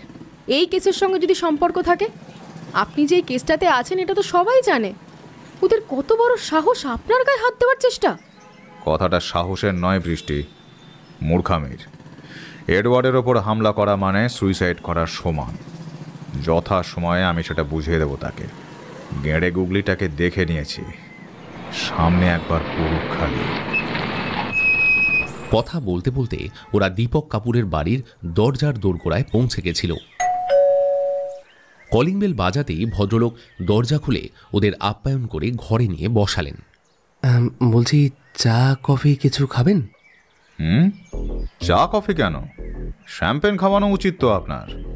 আপনার বউ মরেছে, এমন বউ যার কাছে 5-5 লাখ টাকা যোগান দিতে হচ্ছিল আপনার। শ্যাম্পেন নেই? সরি স্যার, আপনার কথা কিছু বুঝতে পারছি না। সেটা বড় কথা নয়, আমরা বেশ আপনাকে বুঝতে পারছি, সেটা বেশি ইম্পর্টেন্ট।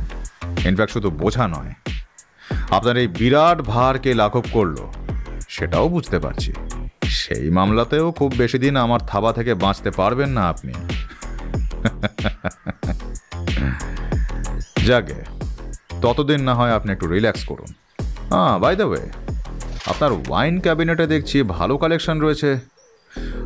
অনেক দিন জিন খাওয়া হয়নি। রমনবাবু, কমন, একটা পেগ বানান তো, বলল এডওয়ার্ড রমন বাবুর দিকে ঘুরে গিয়ে। আমি বানিয়ে আনছি স্যার। ম্যাডাম, আপনি স্যার? জিজ্ঞেস করলেন মিস্টার কাপুর বৃষ্টি আর রমন বাবুর দিকে ঘুরে ঘুরে। দুজনেই হাত তুলে সেই অফার প্রত্যাখ্যান করলেন। একটা কাঁচের গ্লাসে জিন ভর্তি করে মিস্টার কাপুর এডওয়ার্ডের দিকে এগিয়ে দিতেই সে বৃষ্টির দিকে তাকিয়ে বলল, হে কমন বৃষ্টি, আমি তো এখন অফ ডিউটি, কারেক্ট? আচ্ছা অনিলবাবু, পুরো বোতলটাই বরং এখানে দিয়ে যান। আমার নাম দীপক স্যার। নামে কি আসে যায়, আজ থেকে আপনার নাম অনিল কাপুর, অন্তত আমার কাছে। আচ্ছা, আপনি কি টেনিদার লেখক নারায়ণ গঙ্গোপাধ্যায় বা অ্যালিস ইন ওয়ান্ডারল্যান্ডের লেখক লুইস ক্যারলের নাম শুনেছেন?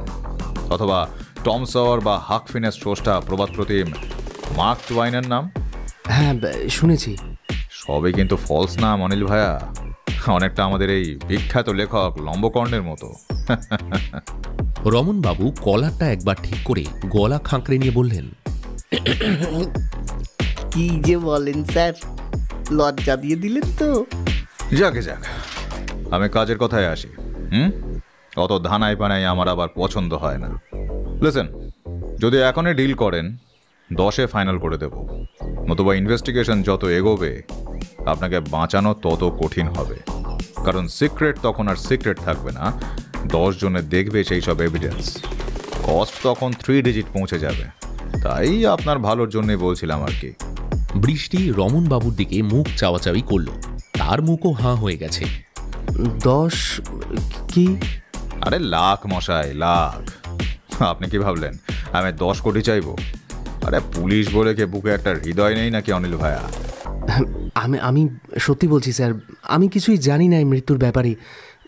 বাকি ওই খুনের কথা শুনলেই আমার কেমন হাত পা কাঁপতে থাকে। আপনি মারা সত্যিই বড় ন্যাকা, বুঝলেন? একদম ন্যাকা ষষ্ঠী, যার এইরকম একটা বাড়ি। এটা তো আপনার নিজের বাড়ি মনে হচ্ছে, তাই তো? হ্যাঁ স্যার, কলকাতার বুকে এই একটাই প্রপার্টি ধরে রেখেছি। আসলে ঠাকুরদা করেছিল এই বাড়িটায়। বাপের বিজনেস চালাচ্ছি, তাও আগের সেই সুদিন নেই। আর কি কুক্ষণে যে বিয়ে করলাম দেবাদ্রিতাকে, এখন কপাল চাপড়াচ্ছি। দূর, এই বাড়িটাও যাবে, বেচতে হবে। তাই বললাম, বাদ দিন, লস্ট কেস, আপনিই বুঝবেন পরে। চেয়ারের হাতল দুই চাপড়ে বললেন এডওয়ার্ড। বৃষ্টি, তোমার কিছু জিজ্ঞাসা আছে? আচ্ছা মিস্টার কাপুর, দেবাদ্রিতার সাথে আপনার ওয়েটিং কিভাবে হলো? মানে আপনি তো সম্পূর্ণ অন্য ব্যাকগ্রাউন্ডের। ওই জিম করতে গিয়ে দেখা হয়, আলাপ হয়। সে তখন ওই ফার্স্ট ম্যারেজ ভেঙে মানসিকভাবে বিপর্যস্ত। আমার সাথে আলাপ হওয়ার পর ওই 2-4টে কথাবার্তা হতে হতে আমরা পরস্পরকে ওই ডেট করা শুরু করি। আর প্রথম সম্পর্কের আঘাত কাটিয়ে ওঠার জন্য ওর একজন সর্বক্ষণের সঙ্গী কাউকে দরকার ছিল। হ্যাঁ, এবার কিছু বোঝার আগেই আমাকে বিয়ের অফার দিল। ব্যাস, আর কি, ওই মাসখানেকের মধ্যেই আমাদের বিয়েটা হয়ে গেল আর কি। তারপর বিয়ে ভাঙলো কেন? ম্যাডাম, 1 মাসের প্রেম একটা সম্পর্ক তৈরি করার জন্য উপযুক্ত সময় নয়। বিয়ের আগে যেমন পরস্পরের বিপরীত গুণগুলো অ্যাট্রাক্ট করে, বিয়ের পর হয় তার উল্টোটা। ব্যাপারটা বুঝিয়ে বললে আপনার একটু সুবিধা হবে। এই যেমন ধরুন, আমি পুরনো বাংলা গান শুনি, হ্যাঁ, পুরনো বাংলা গান ভালোবাসি। আমার হবু পার্টনার হালফিলের গান শোনে। এবার বিয়ের আগে এটা ভালো লাগে, বিয়ের পর কিন্তু অসহ্য। ওর মডার্ন লাইফস্টাইল, ওর উদ্দাম সঙ্গী সাথীরা, নাইট লাইফ, আমি এগুলো সহ্য করতে পারছিলাম না বিয়ের পর। ওকে আলটিমেটাম দিই। আমার পরিবারে মা এখনও জীবিত, উপরের ঘরে আছেন। মায়ের সাথে রোজ খারাপ ব্যবহার করতো জানেন, আর আমার আর সহ্য হচ্ছিল না। সম্পর্কটা তাই আর টিকলো না আর কি। এই আচ্ছা, ওর প্রথম বিয়ে কেন ভেঙে যায় আপনি জানেন? ওই অ্যাডাল্ট্রি কেস ওর বরের। ও অন্তত তাই বলেছিল। তবে আপনারা বিচক্ষণ লোক, এক হাতে কি আর তালি বাজে? ওয়াইনের গ্লাসটা শেষ করে এডওয়ার্ড বলল, গল্প আপনি যতই বানান মিস্টার অনিল কাপুর, এই স্টোরিতে মিস্টার ইন্ডিয়া কিন্তু আমিই। সারা ভূতের মতো তাড়া করে বেড়াবো আপনাকে। আবার দেখা হবে, চলি। বৃষ্টি কাপুর ভিলা থেকে বেরিয়েই দুহাত ভাঁজ করে মুখটা খানিকটা গোঁসা করে বলল, স্যার আপনি কি সত্যি সত্যি টাকার ডিলটা করতেন? নিশ্চয়ই নয়। তুমি আমাকে ঠিক চেনো না বৃষ্টি। আমি যে কি বজ্জাত মাল সেটা, টাকাটা আমি ঠিকই নিতাম, তারপর মালটাকে গাড়োতে পড়তাম। বাই দ্য ওয়ে, আমাদের নেক্সট ডেস্টিনেশন কত দূর? মালকে হিসু পেয়ে গেল তো? স্যার আপনি নমস্য, ইউনিক। জিপ গাড়িতে উঠতে উঠতে মাথা নাড়তে নাড়তে বলে উঠলেন রমনবাবু, স্যার এই আয়ান থাকে গল্ফ গ্রিনে একটা ভাড়া করা অ্যাপার্টমেন্টে। এখানেই না হয়। গল্ফ গ্রিনের একটা বড় ছায়াময় সরণি। সেই রাস্তাটা পেরিয়ে ওরা তিনজন দ্রুত পা চালাতে লাগলো। এডওয়ার্ডের আর সহ্য হলো না। রাস্তার ধারে একটা ড্রেনের পাশে দাঁড়িয়ে পড়ে তিনি বললেন, মাল অতি খাজা জিনিস, তুমি ছেড়ে দাও বৃষ্টি, বড্ড উৎপাত। ওসব আমি খাই না স্যার। খাও না? বাপরে, লক্ষ্মী মন তো মেয়ে, ভেরি গুড। একটু পরেই দরজাটা খুলতেই যাকে দেখা গেল তার দিকে তাকিয়ে বৃষ্টির যেন চোখের পলক পড়ল না। ছেলেরা এত সুন্দর হয়? যেমন 6 ফুটের কাছাকাছি হাইট, হালকা ট্রিম করা দাড়ি, একটা হালকা পারফিউমে তাকে আরও উদ্দাম লাগছে। প্যাক ব্রাশ করা চুল, টিকোলো নাক, দুধে আলতার গায়ের রং যাকে বলে। বৃষ্টি একরকম স্ট্যাচু হয়ে দাঁড়িয়ে রয়েছিল। সম্বিত ফিরল আয়ানের কথায়, আপনারা? হ্যালো, আমরা উৎপাত, 3 men in a boat। আপনার ঘরে নৌকো আছে? নৌকা? আকাশ থেকে পড়ল যেন আয়ান। বৃষ্টি তখন বলল, লালবাজার ডিটেকটিভ ডিপার্টমেন্ট। দেবাদ্রিতার মৃত্যুর ব্যাপারে কথা বলতে আসবো, ফোন করেছিলাম। ও আসুন আসুন। আয়ান তাদের তিনজনকে ড্রয়িং রুমে বসিয়ে দিল।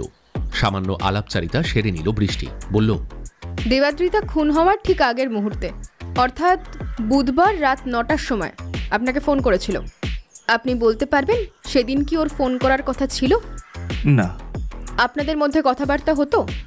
ওয়েল, খুবই অল্প, ওই না হওয়ার মতোই। কি কারণে আপনারা আলাদা হলেন? ওর সাথে ঠিক বনিবনা হচ্ছিল না, তাই।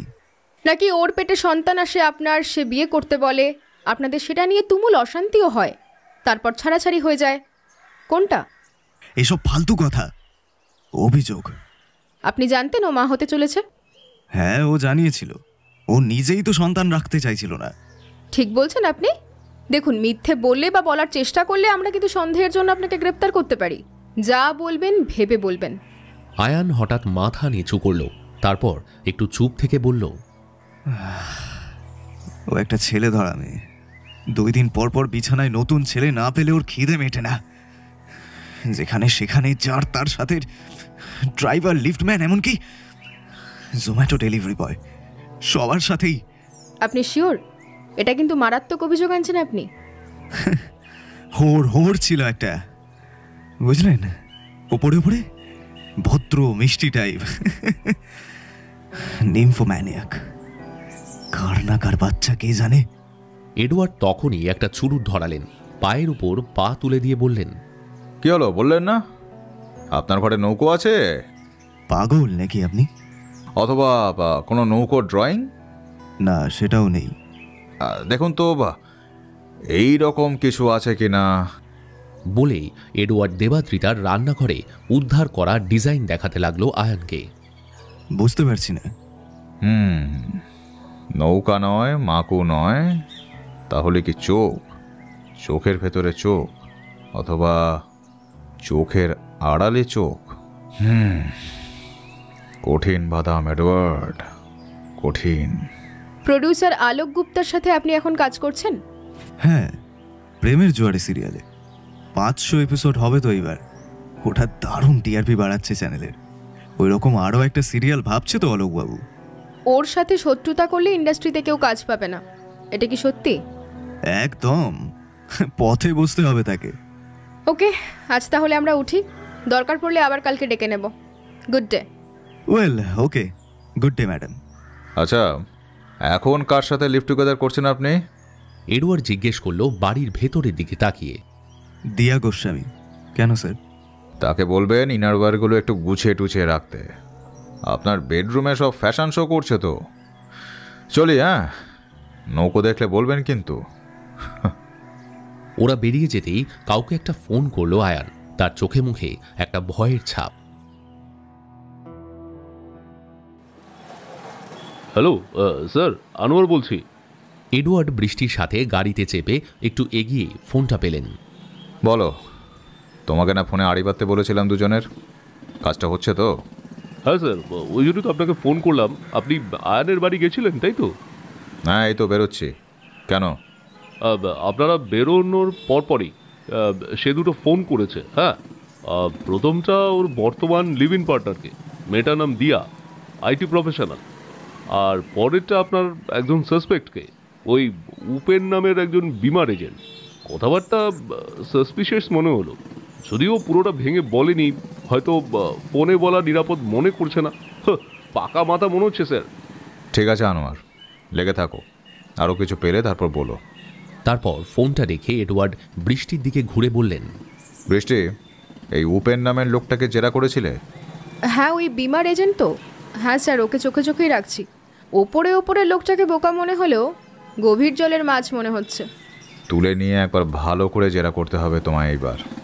লোকটার সাথে আয়নের যোগাযোগ আছে। আমরা বেরিয়ে আসার পরেই আয়ন ওকে ফোন করেছিল। ব্যবস্থা করছি স্যার। এইবার কেসটায় একটা আলোর রেখা দেখতে পাচ্ছি।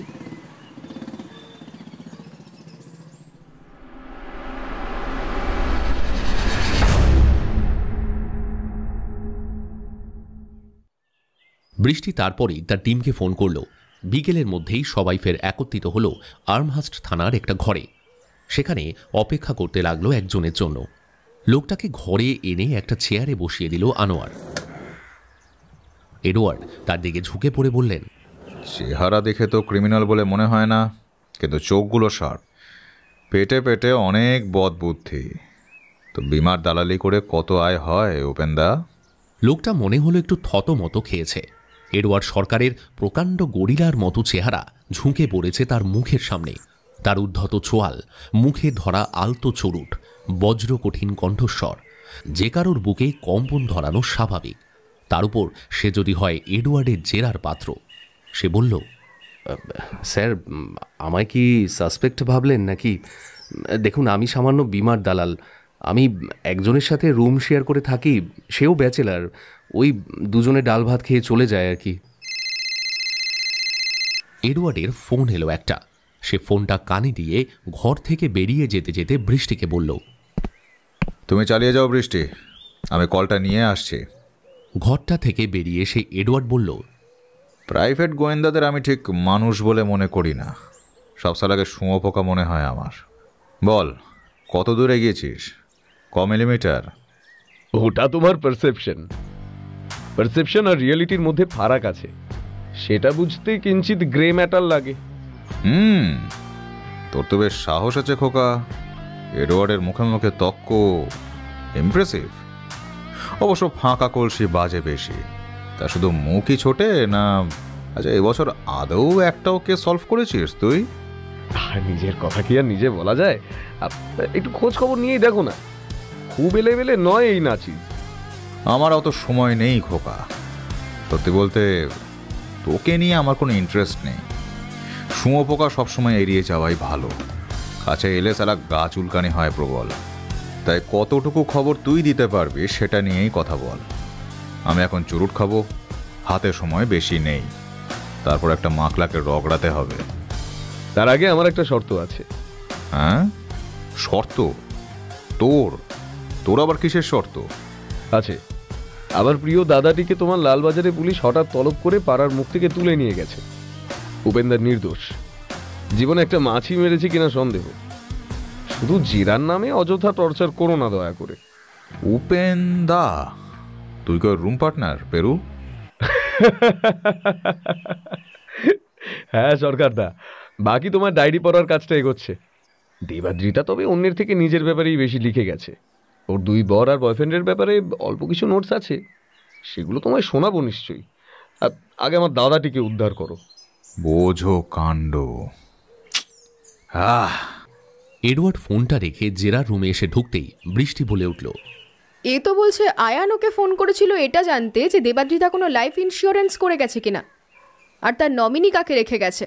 হ্যাঁ, আর এটাও বলেছি যে দেবাদ্রিতা সেদিন আমাকে সই না করেই ফিরিয়ে দিয়েছিলেন। ছেড়ে দাও, ওনাকে ছেড়ে দাও, উনি নন। একটা চুরুট ধরিয়ে বলল এডওয়ার্ড। তারপর উপেন্দা উঠে দাঁড়াতেই তিনি বললেন, অলস অবতার পেরুকে বলবেন ডায়েরিটা যেন 2 দিনের মধ্যে পড়ে শেষ করেন, সেই শর্তে আপনাকে ছাড়লাম। চা খাবেন? না স্যার, আমি আসি। হ্যাঁ, অনেক ধন্যবাদ আপনাকে। উপেন্দা বেরিয়ে যেতেই এডওয়ার্ড বৃষ্টিকে বলল, তোমার যদি এখনও মনে খচখচানি থাকে তো এনার পেছনে লোক লাগাতে পারো, তবে পরিশ্রম বেকার হবে, এটা বলে দিলাম। বৃষ্টি কিছুক্ষণ কিছু একটা ভাবল মাথা নিচু করে, তারপর বলল, হাতে রইল আর 2, 1 দীপক কাপুর, তার মোটিভ হলো বিরাট অ্যালিমনির টাকা বাঁচানো, আর 2 আয়ান বাসু। কিন্তু মুশকিল হচ্ছে এদের বিরুদ্ধে কোনো প্রমাণ এখনো হাতে পাওয়া যাচ্ছে না। মোডাস অপারেন্ডি পরিষ্কার। হ্যাঁ ম্যাডাম, 2 জন আততায়ী ভিকটিমকে রেপ করে মাথায় গ্লাস দিয়ে মেরে অজ্ঞান করে ঝুলিয়ে দিয়েছিল ওই ফ্যানের থেকে। তারপর নেমে এসে পালিয়ে যায় পিছনের পাঁচিলটা টপকে। সেখানে যেহেতু তাদের বাইক রাখা ছিল, তারা নিশ্চয়ই ওই পথেই পাঁচিল টপকে এসেছিল। কিন্তু তারা ঘরে ঢুকতে যাওয়ার সময় দেবাদ্রিতা দরজা খুলল কেন? নাকি পরিচিত কেউ ছিল যে আগে এসে কলিং বেল বাজায় আর যাকে দেখে সে দরজাটা খুলে দেয়? কোনটা? আরও প্রশ্ন আছে স্যার। আপনার উপর হামলা করলো কে? মাকুর ভেতরে মাকু বলতে কি বোঝাতে চেয়েছিল দেবাদ্রিতা? সে নিশ্চয়ই বুঝতে পেরেছিল তার জীবন বিপন্ন, অর্থাৎ তার উপর হামলা হওয়ার আগে কিছু সময় সে হাতে পায়। তার মধ্যেই সে আয়ানকে ফোন করার চেষ্টা করে, তারপর সংকেত লিখে যায়। মনে হচ্ছে স্যার আয়ান।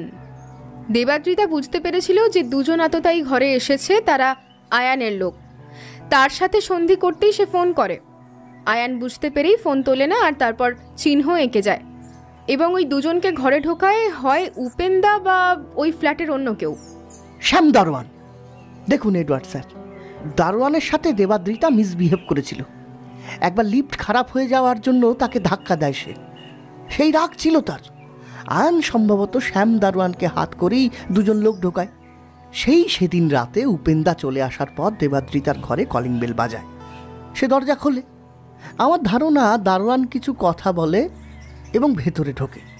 হয়তো দেবাদ্রিতা তাকে ভদ্রতাবশত ঘরে বসতে বলে, চাও করতে যায়। তখনই ভেজানো দরজা ঠেলে ঘরে ঢোকে 2 জন। তাদের পায়ের আওয়াজ পায় দেবাদ্রিতা, ভয় পেয়ে যায়, ফোন করে আয়ানকে রান্নাঘর থেকে। এরপর সংকেত লিখে যায় সে। তারপরই পালানোর জন্য চিৎকার করার চেষ্টা করতে থাকে। ধরা পড়ে। তখনই বক্স বাজিয়ে দেয় দারোয়ান। তাকে আক্রমণ করে নির্যাতন করে খুন করা হয় স্যার। তার উপর অপমানের বদলা নেবার জন্য হিংস্র পশুর মতো নির্যাতন করে স্যার। তাকে ফ্যানে ঝুলিয়ে দেয়। এডওয়ার্ড কিছুক্ষণ ভাবল, ফের চুরুট টানতে লাগলো। একটু ভেবে নিয়ে বলল, ভিকটিমের মুখে নাকের ওপর একটা ক্ষত ছিল, দেখেছিলে বৃষ্টি? হ্যাঁ স্যার, সম্ভবত মুখে ঘুষি মারা হয়েছিল। আচ্ছা, এই শ্যাম দারোয়ানকে হাতে আংটি পরে? না স্যার, দারোয়ানকে কি তুলবো? হ্যাঁ, আজকের রাতটা একটু আমাকে সময় দাও, একটু ভেবে নি। চোখের আড়ালে চোখ, এর মানে কি? আমি অবশ্য 2-1 জনের পেছনে লোক লাগিয়েছি। আচ্ছা, ওই ছোকরার হাতে কি আংটি ছিল? কে স্যার? এডওয়ার্ড চুরুটটা নামালো। তারপর ঘরের মধ্যে গম গম করে উঠল তার হাসি।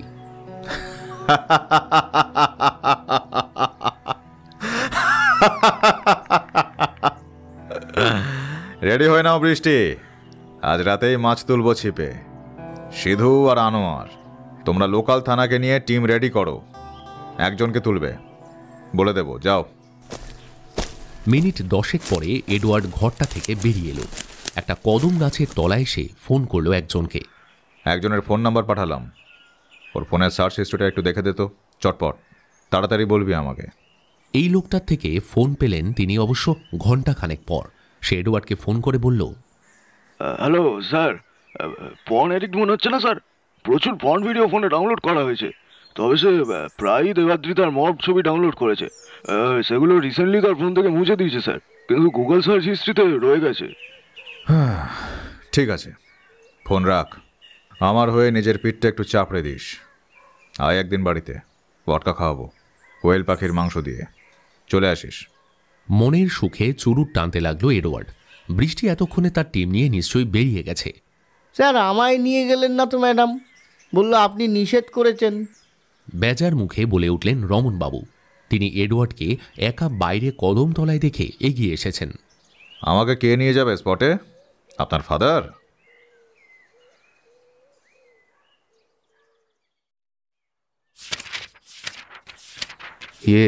পেরু, বলছি তোমায় কি আরও এক কাপ চা করে দেবো? নিজের হাতে ধরা টিভির রিমোট টিপতে টিপতে নিঃশব্দে চ্যানেল ঘোরাতে ঘোরাতে বলল উপেন্দা। এখন ভলিউম বাড়ানো যাবে না, কারণ পেরু কাজ করছে। সে তার আরাম কেদারায় বসে দেবাদ্রিতার ডায়েরির পাতা উল্টে যাচ্ছে। যেন ভাস্বর হয়ে উঠেছে বিখ্যাত নায়িকার কণ্ঠস্বর। Man is in pursuit of happiness. যতটুকু সামান্য জীবনযাপন করেছি আমি, এটাই জীবনের মূল মন্ত্র। এই আনন্দের সন্ধানে বারে বারে আলেয়ার পেছনে ছুটে গেছি আমি, আর প্রতিবারেই প্রতারিত হয়েছি। যখন প্রথমবার স্কুলের নৃত্যানুষ্ঠানে সিনেমা পাড়ার বিখ্যাত ডিরেক্টর আমার নাচ দেখে মুগ্ধ হয়ে মাকে ডেকে কথা বললেন, আমি ভাবলাম আমার লটারি লেগে গেছে। স্কুল পালিয়ে ওনার কত সিনেমা দেখেছি, বাড়িতে মারও খেয়েছি কত। তারপর তিনি ডেকে আমার নাচের সুখ্যাতি করবেন, সেটা আমার ভাবনার অতীত ছিল। স্বপ্ন ছিল ওনার সিনেমায় যদি একটা ছোট্ট নাচের সিনে আমায় ঢুকিয়ে দেন, ওটাই ছিল পরম প্রাপ্তি। একদিন তিনি নিজেই আমাদের বাড়ির ল্যান্ডলাইন নাম্বারে ফোন করলেন। সেই ফোন তুলেছিলাম আমি।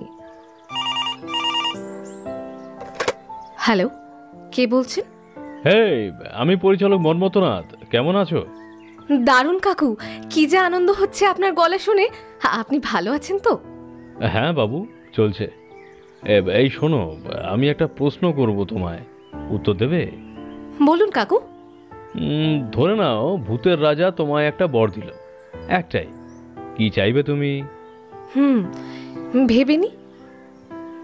আমি বিরাট একটা মঞ্চে নাচ করছি, সারা শহর আমায় দেখছে আর হাততালি দিচ্ছে। ঠিক আছে, এইটা শোনার জন্যই আমি ফোনটা করেছিলাম। তোমার মাকে এবার একটু ডেকে দাও না প্লিজ। সেই ফোনের পর জীবন দ্রুত বদলে যেতে লাগলো। আমি ফিল্মে নামবো। প্রখ্যাত পরিচালক আমার মাকে প্রস্তাব দিতেই বাবা সেই সম্ভাবনা সমূলে নাশ করতে উদ্যত হলেন। তবে শেষ পর্যন্ত আমার ও মায়ের জেদের কাছে হাল ছেড়ে দিতে বাধ্য হলেন তিনি। সিনেমা পাড়ায় পা দিয়ে প্রচুর চড়াই উতরাইয়ের মধ্যে 2 বছরের মধ্যে লিড নায়িকার রোল পেয়ে গেলাম আমি। তবে বাইরে থেকে এই জগৎটা যতটা বর্ণময় আর ঝাঁ চকচকে মনে হয়, ভেতরে ঢুকতে ঢুকতে বুঝতে পারলাম কি সাংঘাতিক স্বার্থপর লোকেদের স্বার্থের চোরা স্রোত চলে এখানে। সামনে পার্টিতে যে বন্ধুর গায়ে হাসতে হাসতে পড়ে যাচ্ছে, সেই বন্ধুর আড়ালে তার 14 গোষ্ঠীর ষষ্ঠী পুজো করছে। আসল ব্যাপারটা হলো, সবাই চায় লাইমলাইটটা যেন তার উপরেই থাকে, এবং শুধু তার উপরেই যেন থাকে সেটা। তার জন্য সে নিজে যতটা কষ্ট স্বীকার করতে পারে, অন্যকে দুর্মুষ করতেও দুবার ভাবে না।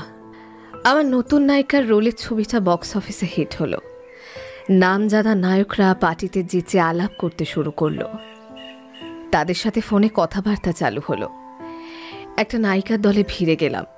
ক্রমশ দেখতে পেলাম দলবাজি, সিন্ডিকেট, মুখোশদের। একটা ব্যাপার বুঝতে পারলাম, কম্প্রোমাইজ সকলকেই করতে হয়, নইলে নিয়মিত কাজ মেলে না। পার্টির আনন্দে মেতে থাকলে কি হবে? আনন্দ আর ফুর্তি এক নয়। বুঝতে পারছিলাম আমায় আমার জায়গা ধরে রাখতে গেলে ডিপ্লোম্যাটিকটা হতেই হবে। প্রডিউসারের হাত না থাকলে এই লাইনে টিকে থাকা কিন্তু বড্ড মুশকিল। এরই মাঝে মন্মথনাথ আমায় বিয়ের প্রস্তাব দিলেন। এটা কি বলছেন আপনি? বিয়ে?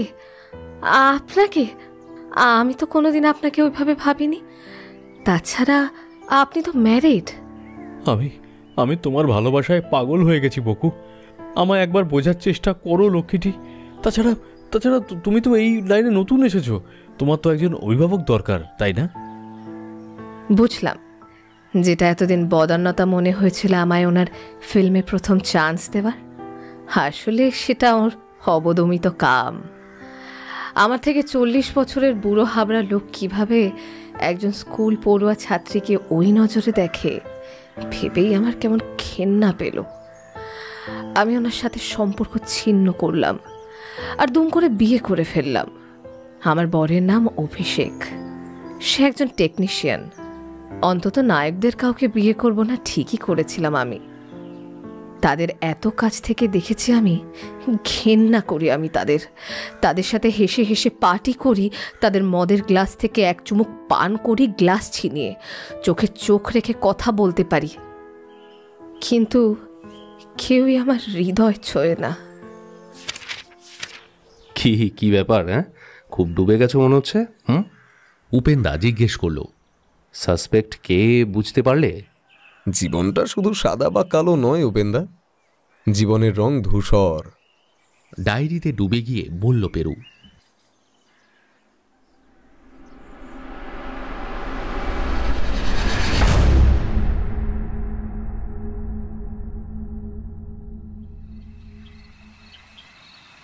রাত্রি 8:30।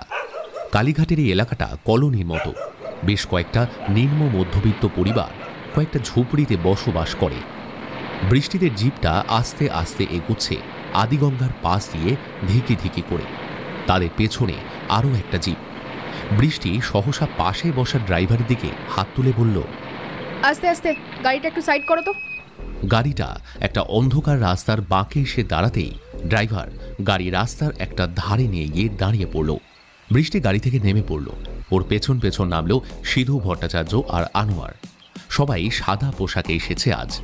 একটা কলোনির মধ্যে ঢুকতে হবে, সেখানে পোশাকে ঢুকলে হুজ্জতি হওয়ার সম্ভাবনা রয়েছে। সিধু, কি করতে হবে তোমার সব বলে দিয়েছে তো এডওয়ার্ড স্যার? ক্লিয়ার তো? হ্যাঁ ম্যাডাম, এ তো জলভাত ব্যাপার। ধরে দুটো চাপড় মারবো, ব্যাস সুরসুর করে গাড়িতে এসে উঠবে। এই ওস্তাদ ক্যাটারিং করে। তুমি ওকে বলবে একটা বড় বিয়েবাড়ি আছে, পার্টি বড় রাস্তায় এসে দাঁড়িয়ে আছে, ওখানে গিয়ে ওর সাথে কথাও বলতে চায়। বাকি লোকজন রেডি থেকো। ও গলির মুখে বেরিয়ে এলেই আনোয়ার আর লোকাল থানার পুলিশ পেছন থেকে পাকড়াও করে ওকে গাড়িতে তুলবে। ঘড়ি মিলিয়ে নাও। Okay? Okay madam. Okay madam. Sidhu আর আনোয়ার একসাথে বলে উঠল। সিধু গান করতে করতে এগিয়ে চলে গেল একটা অন্ধকার গলির রাস্তার মধ্যে। বৃষ্টি দূর থেকে ড্রাইভারকে নির্দেশ দিল গাড়িটা এবার এগিয়ে নিয়ে গিয়ে দূরে একটা গাছতলায় অন্ধকারের মধ্যে দাঁড় করাতে। গলির অন্ধকারের মধ্যে সিধুর গলাটা হঠাৎ থেমে গেল। সে একটা মধ্যবয়স্ক লোকের সঙ্গে কথা বলছে। লোকটা আঙুলের ইশারায় দূরের একটা ঝুপড়ি দেখিয়ে দিল। কি ব্যাপার? এতদিন আপনার পক্ষীরা যে চড়ছি, এখনো হাত টলমল করছে তো রমন বাবু? ও কিছু নয় স্যার, আপনার মতো ভারী পার্সোনালিটি গাড়িতে বসলে ব্যালেন্স রাখা কি মুখের কথা? রমনবাবু উত্তর দিলেন। রাতের কলকাতায় টলমল হাতে তিনি তার স্কুটিটা চালাচ্ছিলেন। পাশ দিয়ে বাইক, ট্যাক্সি সব তাদের পাশ কাটিয়ে এগিয়ে যাচ্ছিল হু হু করে। আপনার স্কুটিতে সর্বোচ্চ কত স্পিড তুলেছেন? 40 তুলেছেন কখনো? আসলে আমি ডিপলি কেসটা নিয়ে চিন্তা করছিলাম স্যার, তাছাড়া সেফটি ফার্স্ট। বাট আপনার মুন্ডু, তা ডিপলি কি চিন্তা করছিলেন? স্যার, আপনার সাসপেক্টদের ভেতর কেউ কি কন্ট্যাক্ট লেন্স ব্যবহার করছে, মানে শুরু করেছে ব্যবহার করতে? একজন, অভিষেক। ওর বাড়ি তো গেছিলাম বৃষ্টির সাথে। নতুন কন্ট্যাক্ট লেন্সের বাক্স চোখে পড়েছিল। কেন বলুন তো? বুঝলেন না স্যার, নায়িকা যে ছবিটা আঁকার চেষ্টা করেছিল, যেটা একটা ক্লু, সেটা নৌকার পেছনে নৌকা নয়, চোখের আড়ালে চোখ। প্রথম চোখটা আর কিছুই নয়, কন্ট্যাক্ট লেন্স। ব্যাপারটা এই মাত্র বজ্রের মতো আমার মাথায় স্ট্রাইক করলো স্যার। দাঁড়ান দাঁড়ান দাঁড়ান, দাঁড়িয়ে যান। রমনবাবুর পিঠটা জোরে চাপড়ে দিল এডওয়ার্ড। রমনবাবু ঘ্যাচ করে ব্রেক কষে দাঁড়িয়ে পড়লেন। কি বললেন বলুন আবার? রমনবাবু ফের কথাটা বললেন। এডওয়ার্ড একটা চুরুট ধরিয়ে টানতে লাগলো। তারপর মাথা নিচু করে কিছু একটা ভাবতে লাগলো। হঠাৎ ফোন করলো বৃষ্টিকে। পেয়েছো মালটাকে? হ্যাঁ স্যার, এইমাত্র জিপে তুলেছি। চিৎকার করছিল, পাড়ার লোকজন ছুটে আসার আগে কোনো মতে গাড়িতে তুললাম ওকে। খুব ঝামেলার পাড়া স্যার, একে লোকাল থানায় রাখা যাবে না, হুজ্জুতি শুরু হয়ে যাবে। এটাকে কোথায় নিয়ে যাব? আপাতত কসবার দিকে রাস্তার ধারে একটু ওয়েট করো, আমি পৌঁছাচ্ছি। কিছু বলেছে? হ্যাঁ বলেছে স্যার, সিধু গাড়িতেই যেটা স্টার্ট করে দিয়েছিল, দুটো চড় মারতেই ওর পার্টনারের নাম বলে দিল। সেদিন ওরাই ছিল স্যার। এই এতদিনে তুমি একটা কাজের মতো কাজ করেছো বৃষ্টি, নিশ্চিন্ত করলে। যা, আমি তো আবার ভাবছিলাম এডওয়ার্ড সরকারের মগজের ধার কমে গেল কিনা। ফোনটা রেখে এডওয়ার্ড এবার এগিয়ে গেল রমনবাবুর স্কুটির দিকে, হেসে বলল, চলুন কসবা যাব। স্যার, আমার যুক্তিটা কি আপনার ঠিকঠাক মনে হলো? আপনি ফাটাফাটি রমনবাবু, আপনার লম্বকর্ণ সিরিজ তো জমে যাবে। আমার কথাটা মিলিয়ে নেবেন।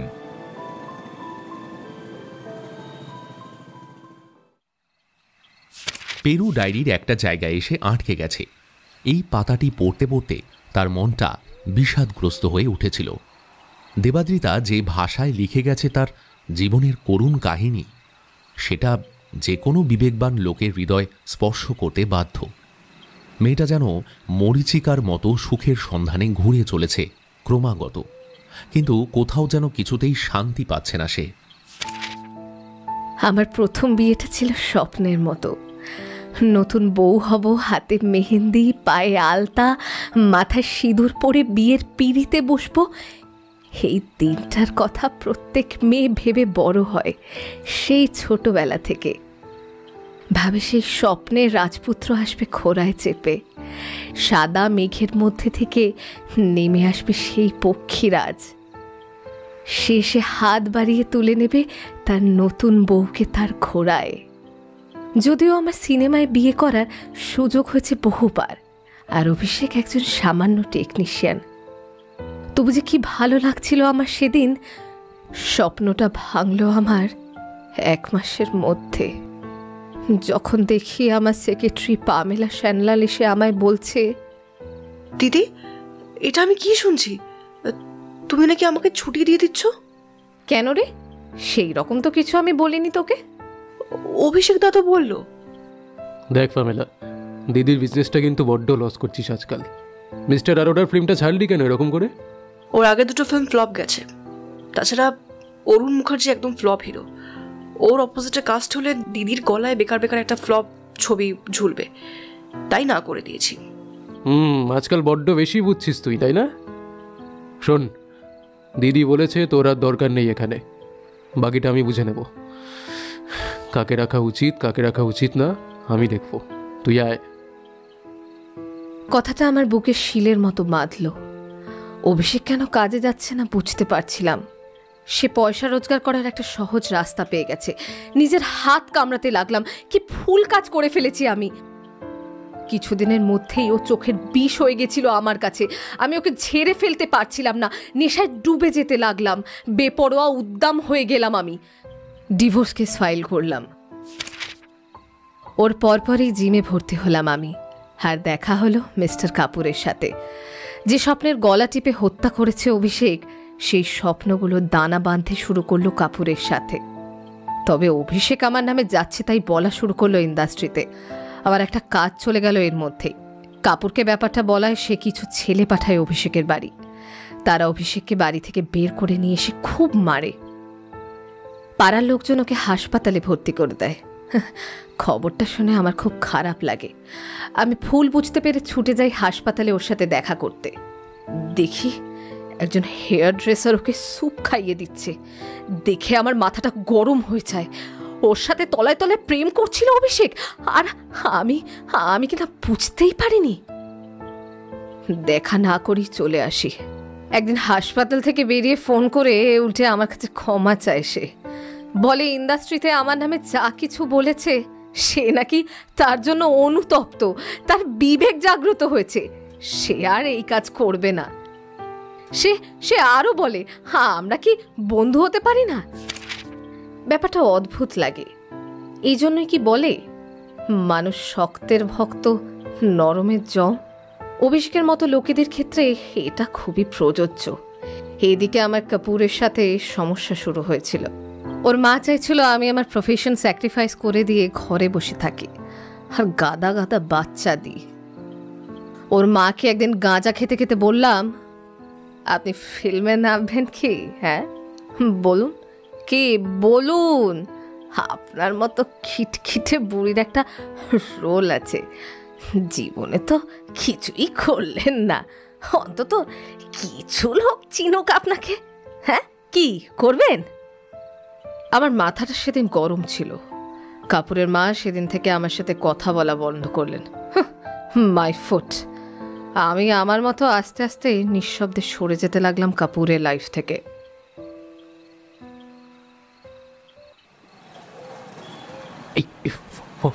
ফোনটা রিং হচ্ছে স্যার।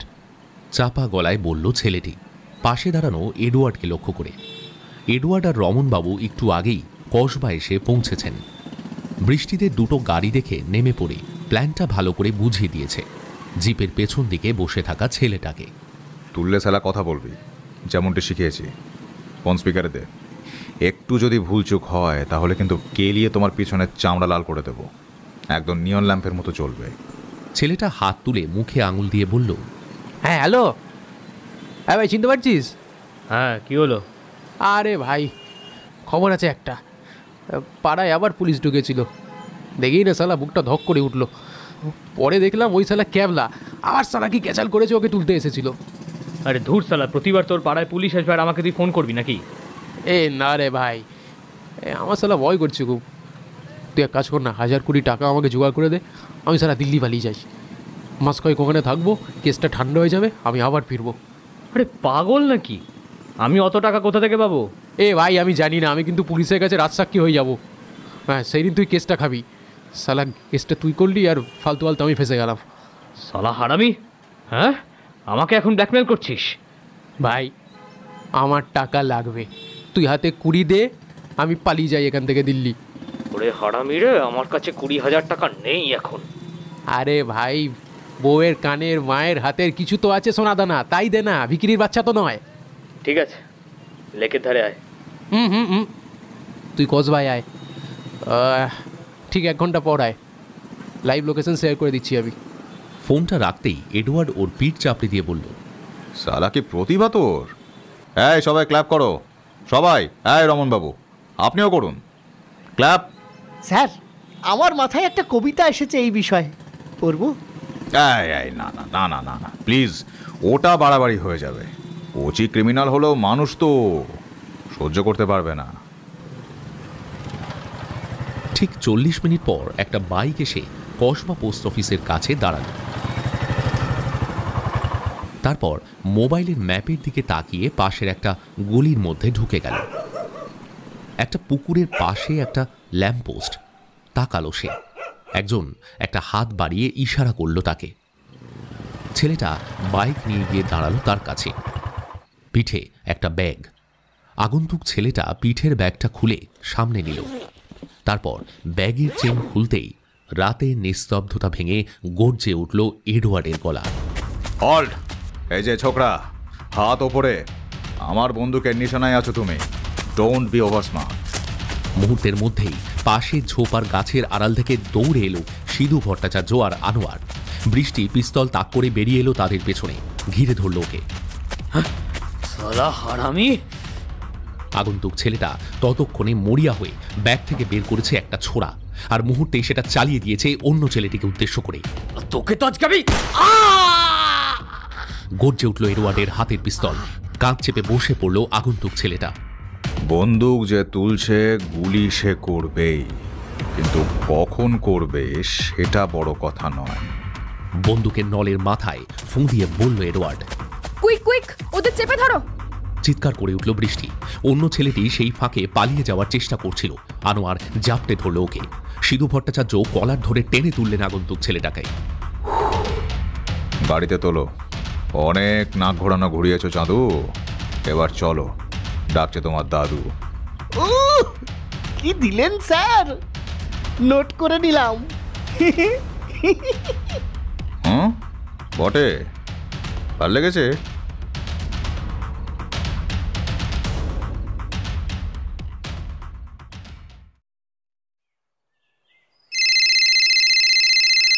বলো পেরুকুমার, কত দূর এগোতে পারলে? এডওয়ার্ড দা, ডায়েরি পড়া শেষ করলাম, সেই সঙ্গে তোমার খুনি কে আন্দাজ করে ফেলেছি। আরে বাস, কে কে সে খুনি কে? দেবাদ্রিতা বেশ কিছু জায়গায় বারে বারে লিখেছে আমার প্রথম প্রেম তোমার চোখ। ওই চোখের সামনে আমায় যেমন দেখছো তুমি, আমি চাই সারা জীবন সেরকমই সবার সামনে ধরা দিই আমি। অসুন্দর হয়ে যাওয়ার আগে যেন আমার মৃত্যু হয়। অথবা আমি চোখের আড়ালে চলে যেতে চাই সুচিত্রা সেনের মতো। অনেক খুঁজে আমি বের করেছি এখানে যার কথা বলেছে দেবাদ্রিতা সেটা কোনো রক্ত মাংসের লোক না, ক্যামেরা। আর ওই চোখ হলো ক্যামেরার লেন্স, চোখের আড়ালে চোখ হলো ক্যামেরার পেছনে ক্যামেরাম্যান। ওরা দুইজন ছিল সেই দিন। উপেন্দা আর তোমার থেকে যতটুকু শুনেছি ওরা দুইজন ছিল, মদন আর শ্যামল। শ্যামল আগে নেমে গেছিল ভাতের হোটেলে, সেখানে দেখা হয় ওর এক বন্ধুর সঙ্গে। অন্যজন তার বান্ধবীর সঙ্গে এরপর ঘুরে ঘুরে ফুড ব্লগিং করেছে, যথেষ্ট প্রমাণ আছে। কিন্তু শ্যামলের প্রমাণ সেই ছেলেটি চিমা, যে হয়তো তার পার্টনার ইন ক্রাইম। দুজনে মিলে এই দুষ্কর্ম ঘটিয়েছে।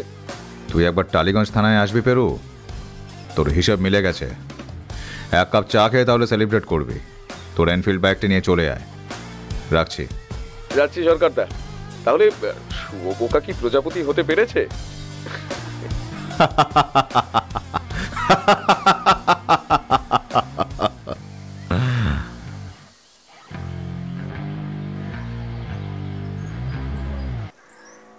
টালিগঞ্জ থানায় শ্যামল আর চিমাকে গারদে পুরে মিনিট 10 জেরার মুখে শ্যামল ভেঙে পড়ল। এডওয়ার্ড সরকার তার প্রকাণ্ড বোয়াল মাছের মতো মুখটা অতি ক্ষুদ্র মুখের সামনে এনে বলল, নে এবার বকা শুরু কর সোনা পাখি। আর কেন?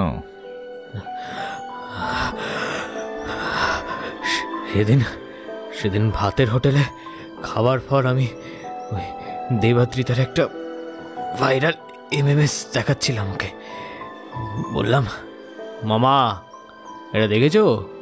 চিমা রে, পুরো দিল খুশ হয়ে গেল রে। ধুর সালা, এটা তো ফেক। এতদিন ধরে ঘরে ছবি তুলছিস সালা, এইটা জানিস না?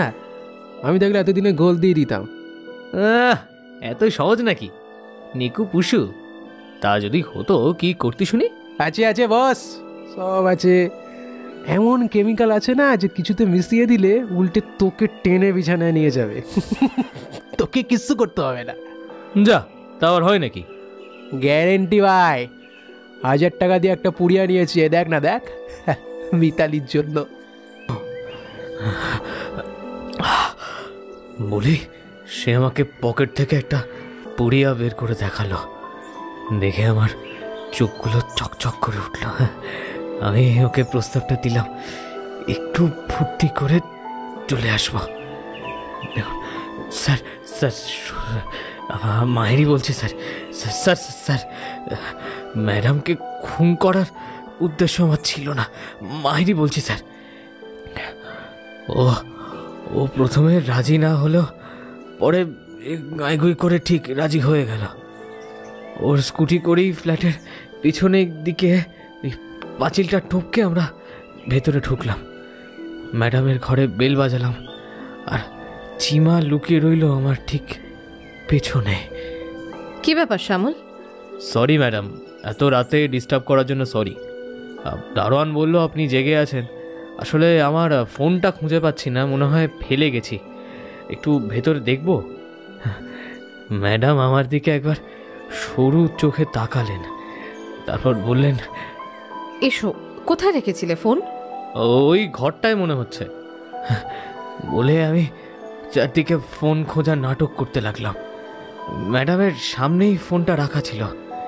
সেটা নিয়ে ম্যাডাম রান্নাঘরে ঢুকে গিয়ে বলল, একটু চা খাবে? সালা চিমাটা তখনই ঘরে ঢোকে। ও যে আমার পিছন পিছন উপরে উঠে এসেছে আমি সত্যি টের পাইনি স্যার।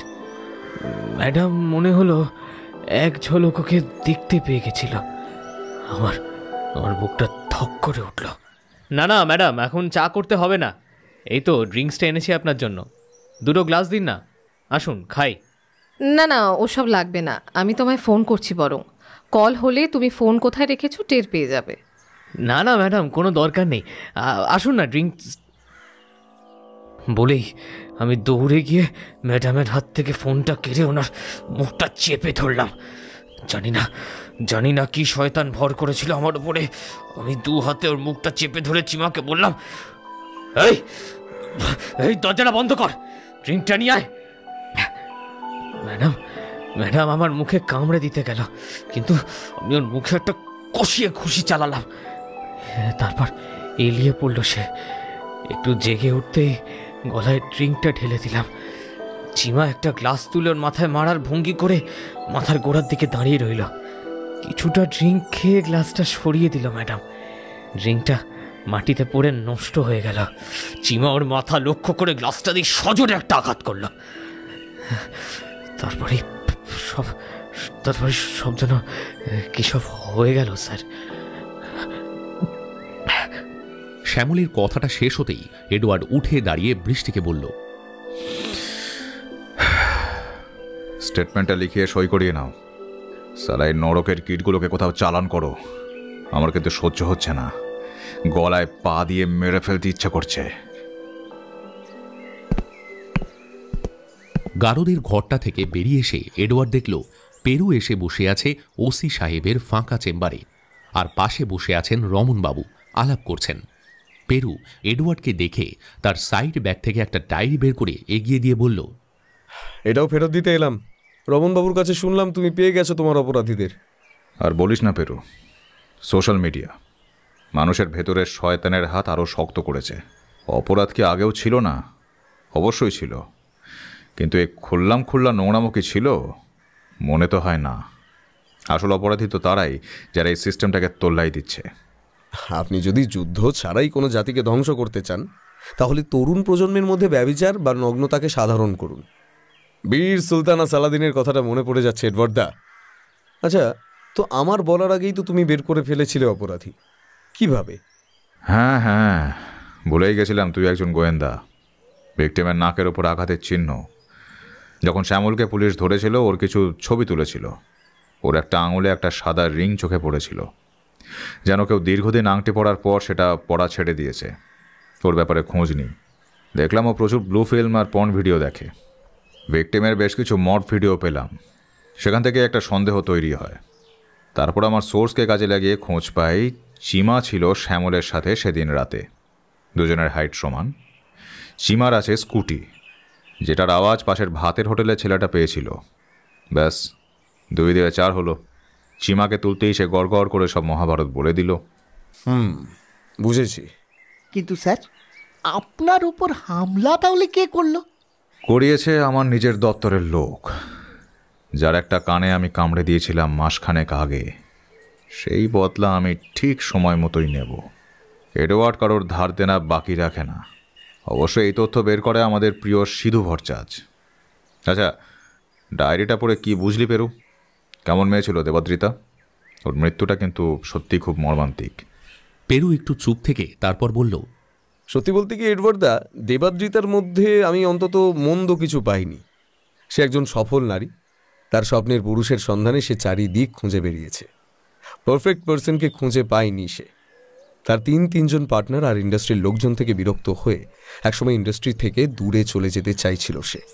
দক্ষিণ ভারতের এক যোগাশ্রমের সঙ্গে যোগাযোগও করেছিল, কিন্তু জীবনের পরিহাস দেখো, সেই সিদ্ধান্ত কার্যকর হওয়ার আগেই তার রূপ আর গ্ল্যামার দুনিয়ার অভিশাপ লেগে গেল তার। এটাই হয়তো লাইফ। অভীষ্টের সন্ধানে আমাদের ঘুরিয়ে ঘুরিয়ে মারে। আমরা জানি শেষ পর্যন্ত আমরা যেটা খুঁজছি সেটা পাবো না, তবু আমরা ঘুরেই যাব কলুর বলদের মতো। দেবাদ্রিতার কথাগুলো কানে বাজছে এখনো। সে কথাগুলো যেন কোনোদিন ভোলার নয়। পেরু চুপ করে গেল। তার কানে যেন ভেসে আসতে লাগলো দেবাদ্রিতার গলা।